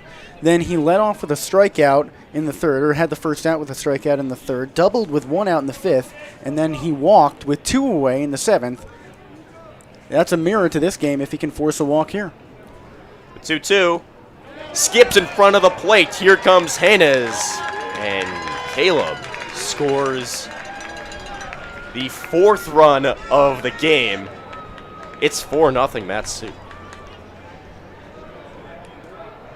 This is going to be pretty eerie. Matsu in the first game strung together all of 8 hits and won 4-0. They had 8 hits to the Glacier Pilots 1. Now they've got 7 hits to the Glacier Pilots 1 and lead 4-0. Alex Vergara is having a mirror image of a game if he walks here. Here we go. The payoff pitch from Bobby Bangs is lifted high. Third baseman Barraza moves into foul territory, and it drops! It drops! Bermudez, the shortstop, was also in foul territory, and he misplayed it. Perhaps it was the sun. He was all the way against the chain-link fence, and it drops about 5 feet to his left. So, I don't know, Jesse. There seems to be some sort of bigger magical fate at play here that made that ball drop. I mean, Vergara now has a chance to have that walk. This is really silly, but he has a chance to walk. Could happen. Hope the folks watching and listening are having as much fun as we are at something that seems so moot. Bobby Bangs, the 3-2 fastball, hit off of Vergara's foot. Foul ball. Vergara, a little ginger, walks it off. Of course, he had that tango in shallow left field with Barreras earlier today. Does someone have like a voodoo doll of Alex Vergara that's motioning each swing for him and trying to make him do the same thing? Well, Bobby Bangs has to do his part here. He began the day with a 6.51 ERA in 4 outings. He's walked at least 2 in each of his last 3. His pitch here, the 3-2, misses low, and there it is. Alex Vergara has a walk. And for the second time in as many games today, Vergara goes home run first inning, strikeout third inning, double fifth inning, and walk in the 7th inning. Wow. It was a home run in the first inning with 1 out, a strikeout in the third inning for the first out, a double in the 5th inning with 2 outs, or rather with 1 out, and then a walk in the 7th with 2 outs. Both games. How about that? How about that, folks? 1 on, 2 away. Lancia, the catcher, rather the designated hitter in this game, takes a pitch, lone outside, ball 1. Lancia doubled, had a sacrifice fly that scored Vest in the 3rd, and flied out to deep center field in the 5th. The 1-0 misses in. Lancia darts back out of the way to avoid the hit by pitch. It's 2-0. So the only thing left is for Matsu to earn 1 more hit and win 4-0 in a 1-hitter. I guess so. I really guess so. Not much activity in the Matsu bullpen. Vergara back safe at first base. The throw there, 1-hopped Lamb. Preston Shadowan is kind of meandering out there in the bullpen. It looks like maybe Larry Westall is meandering back there, but if I were Tyler Brunn, I'd send Landon Guggenmoss back out there, see if he can get the kid a complete 7-inning game and a 4-run lead now. The 2-0 pitch to Lancia darts in above the knees for strike 1. Baseball is one of those sports with superstition that sort of governs above the rules at times. Yeah. Neither of us has changed seats all season, so we're doing our part. Vergara checked on again, back safely without a slide. I mean, yeah, it would be. I think that if you showed up to the playoff game tomorrow in the booth, sitting on the right side, I'd freak out. I would have no idea how to respond to that. Bobby Bangs throws home. The pitch is clobbered through the left side of the field. That's a single, and Matsu has that elusive 8th hit of the game, and the scoreboard reads the same as it did for Game 1. 4-0 the score, and 8-1 the hits lead for the Miners. The definition of consistency for Matsu.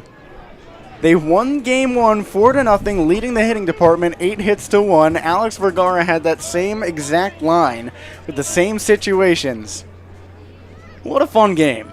So here comes the shift for the big lefty cleanup hitter, Caden Carpenter, 0 for 2 in game 2 with a walk back in the third. Runners at first and second, 2 outs. The pitch sails low. The Glacier Pilots, in all seriousness, they had a doubleheader yesterday, and then they threw on one of their playoff go-to arms in Tommy Beam, who went the full 7 in game 1 today. And they had Joe Iglesias go 6 innings here in game 2, so their starters did their jobs for sure today. The 1-0 is battered through the shift into right field. Here comes Vergara. He scores. And Caden Carpenter has an RBI single. It's 5-0 as the lefty beat the shift. Is there some curse that got broken there where now it's not the exact same as game 1? Like, I feel like lightning's about to strike the building. Well, really, I guess it's quote-unquote unfortunate that the Matsu Miners had to score another run. But I guess Caden Carpenter can rest easy with having an RBI hit in likely his last AB of the regular season. yeah, that one was hit sharply between Bermudez and Carpenter on the right side of the infield, and runners are at the corners now with Braden Rogers at the dish, 1 for 3 on the day as he checks his swing. First base umpire on the referral calls it a no swing, ball 1.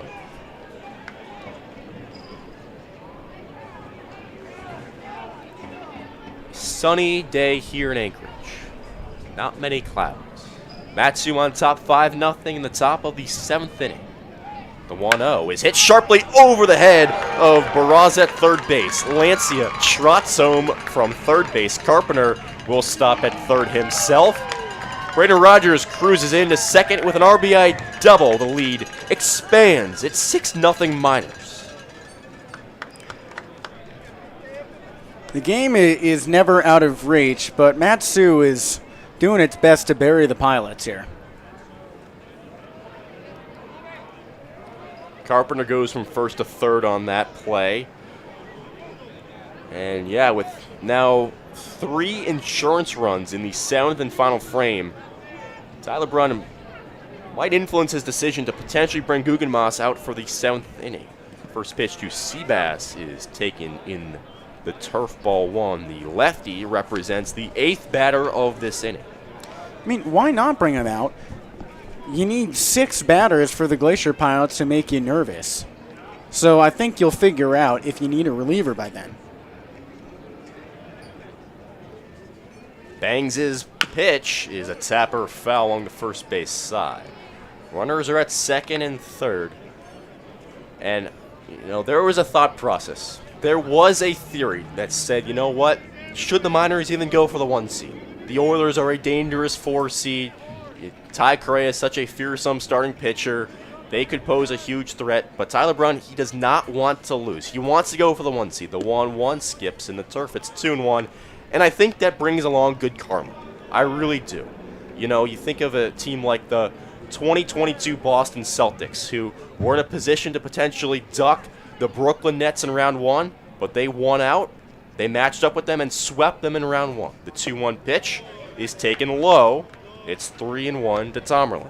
Austin, I hate to burst your bubble. We have mentioned 3 of our Boston sports teams in this broadcast by now, which I'm a fan of. But the Celtics lost the finals in 2022. Well, after winning 3 rounds in the ABL, you just have to win 2 rounds. The 3-1 to Tomerlin is roped through. Actually, he's backstabbed by Lamb, the first baseman. The throw to first base in time. Tremendous backhand layout from Andrew Lamb. I thought for sure that would get through, but a great play there limits it to a 3-run rally in the 7th inning. Matsu leads 6-0, and here comes the kid, Landon Guggenmoss, back on the mound, attempting for a complete game. We'll be back for that in a few moments.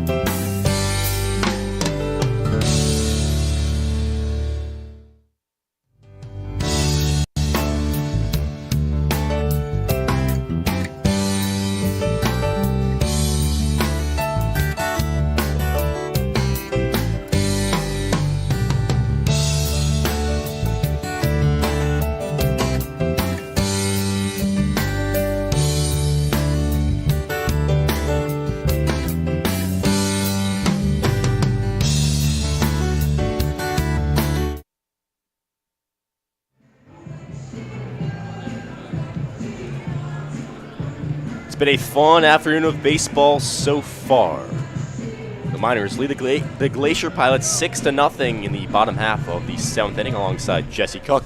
Austin Barach and Landon Gugamas is on the mound, attempting for a complete game. First batter is Blake Jackson. The co-MVP takes a strike on a fastball right down the middle. Jackson in Game 2, 0 for 1 with a hit by pitch and a stolen base. In Game 1, he was 0 for 1 with 2 walks. The 0-1 to him is battered foul. And Jackson's a guy who was living in that 400 range for much of the season, but before these 2 games today, over his last 9, he was hitting just 171, 6 for 35, and today, of course, he is hitless. Not many at-bats, though, with those hit by pitches and walks, as he slings one foul to the left of us. It's 0-2. I'd really like to see Guggenmoss experiment a little in this inning, try out pitches he doesn't normally throw, and see what he really can do. His 0-2 fastball right at Thurston again. That's the 3rd time this game that the Glacier Pilots have lined out to the second baseman. Barraza did it, Lamb did it, and now Blake Jackson does it. 1 away in the 7th. And Alex Thurston is not a second baseman by trade. He's a shortstop. That's what he played at Valparaiso, so it's great to see his versatility, and it must be really inspiring for his Valparaiso teammates that are losing Nolan Tucker at second. Here comes the righty Garrison Berkeley. He takes a breaking ball for a strike on the inner half of the plate just above the knees. I mean, this is just the top half of the 3rd time through the order for the Glacier Pilots. Guggenmoss has been efficient. His breaking ball is popped up, infield play. Thurston and Vest come in, and Vest makes the grab on the infield grass for out number 2. The Glacier Pilots are down to their final out, and Guggenmoss is 1 out away from a complete game. Not just a complete game, not just a complete game shutout, but a complete game one-hit shutout. This is like Clay Buchholz throwing a no-hitter in his second Major League start. This is really something, folks. You are witnessing some crazy things. Here comes Andrew Lamb, the no batting gloves lefty, is 0 for 2 in Game 2. He takes ball 1 in the turf. So should this result hold, the Glacier Pilots will be the 2 seed. They will play the Anchorage Bucks in that 2-3 matchup, and the Miners will host the Oilers tomorrow in the 1-4 matchup. The 1-0 curveball dances inside, 2-0. It's going to be weird for the Bucks playing as the road team at their home stadium because they share it with the Glacier Pilots. Pilots took 8 of 10 matchups with the Bucks this season. The 2-0 pitch misses low. Meanwhile, the Miners took 5 of 9 games with the Peninsula Oilers. So the Oilers will make the 3.5-hour trip up from Kenai to play Matsu as the 3-0 is fired in there for a strike. Actually, I now have to speculate. Maybe the Oilers have already left Kenai and are just waiting around in the Anchorage area to see who they play. Guggenmoss's 3-1 is hit sharply on a line to right field. That's down for a base hit. Carpenter races to the corner, but he cuts it off nicely. Lamb tries for 2, though. The throw won't get there in time. Andrew Lamb keeps the game alive with a double. And that's a very good reminder that this game is not over. The Glacier Pilots still have a shot at first place. It is a long one at that, especially with 2 outs. They have to get back to the top of the order in Elijah Rodriguez to even have a prayer, because he would be the 6th batter, which means they want to win. Actually, in any case, they have to get to Will Bermudez. He would be the 9th batter of the inning. Steve Hecker, the pitching coach, meets with Guggenmoss right here.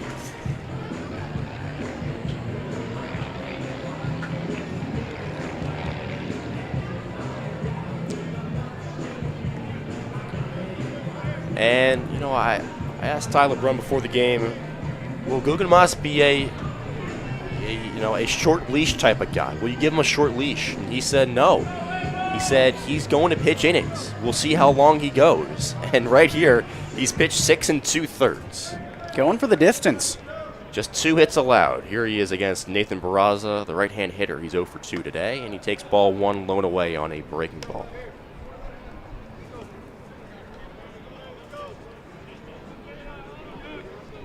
Guggenmoss did not have any stats as a freshman at Alexandria Tech. The 1-0 stings the outside corner, 1-1 the count. This, of course, his first game for the Mat-Su Miners. He grew up watching the Miners play every summer. Native of Palmer, Alaska, watched all these college guys come through every summer. The pitch is rang into left field. Vergara makes the grab over his left shoulder. A storybook finish to the regular season for the Mat-Su Miners. Landon Guggenmoss, the kid, pitches a complete game two-hitter, a shutout for Guggenmoss. And the Mat-Su Miners take it 6-0 and earn the 1 seed for the top of the world playoffs. Game 2, Miners 6, Pilots 0. And thank you again, Anchorage. Ty LeBrun called the Kenai road trip over the 4th of July weekend, right over the midpoint of the season, something that was meant to be a turning point in the season. Austin, you talked about it earlier. Mat-Su entered that 9-9 in 3rd place by plenty, and at the end of July is in 1st. Playoffs start tomorrow, less than 24 hours from now, and the Miners, if they're not the top seed. Absolutely. The Miners, excuse me, are now 23-16. Again, they only play 39 games because one of the games in Kenai was rained out and could not be made up for. The Pilots end the season at 22-18. They are the 2 seed. 3 seed at 21-19. The Oilers are the 4 seed. And the Chinooks have probably gone fishing. Pun intended. That's right. Chukiak was eliminated earlier this week, so the only thing we were waiting on was the double headers on Sunday and today. Anchorage swept it yesterday. Now they get swept today. Well, Anchorage swept it yesterday. Doesn't describe what happened because it was Anchorage versus Anchorage. The Glacier Pilots swept the Bucks yesterday, and now they call Mayday heading into today. Absolutely. So Mat-Su earns the 1 seed, earns some good karma, and get to host the Peninsula Oilers tomorrow at 6 p.m., and then Game 2 at 6 p.m., and then, if necessary, a Game 3 also at Herman Brothers Field on Thursday. You know, the craziest thing about Guggenmoss's outing, no walks, no strikeouts. No inning went beyond 14 pitches. He went 10, 9, 9, 9, 12, 10, 14. Wow. That is 73 total pitches on the game for him, and a 2-hit shutout. Shows that he knows how to throw hittable pitches that won't be clobbered. 2 hit by pitches, but we don't need to talk about those. And he earns the win here in his first game. And Will Rizzo just dumped the Gatorade bottle, if you will, on GM Pete Christopher, much to the liking of the rest of the team.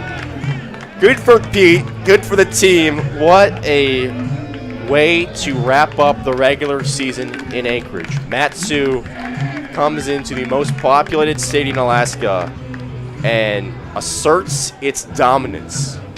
Takes both games, 4-0 and 6-0. Jesse, a lot of momentum right now heading into playoffs for Tyler Brun's team. That's right. You're going up against the Oilers, a team you know you can beat. They're throwing their best stuff in the first round. They've been talked about as a team you don't want to see first. You want to see them in the championship when they've used up Will Grimm, Ty Correa, and Mose Hayes. But Mat-Su leads the season series against the Peninsula. Most of those games coming on the road. And Mat-Su has not defended Herman Brothers Field exceptionally well at times this season, so it is a concern. But you go into the postseason knowing you're the best team in the league as far as the standings. The only thing on your mind now is how can you prove that?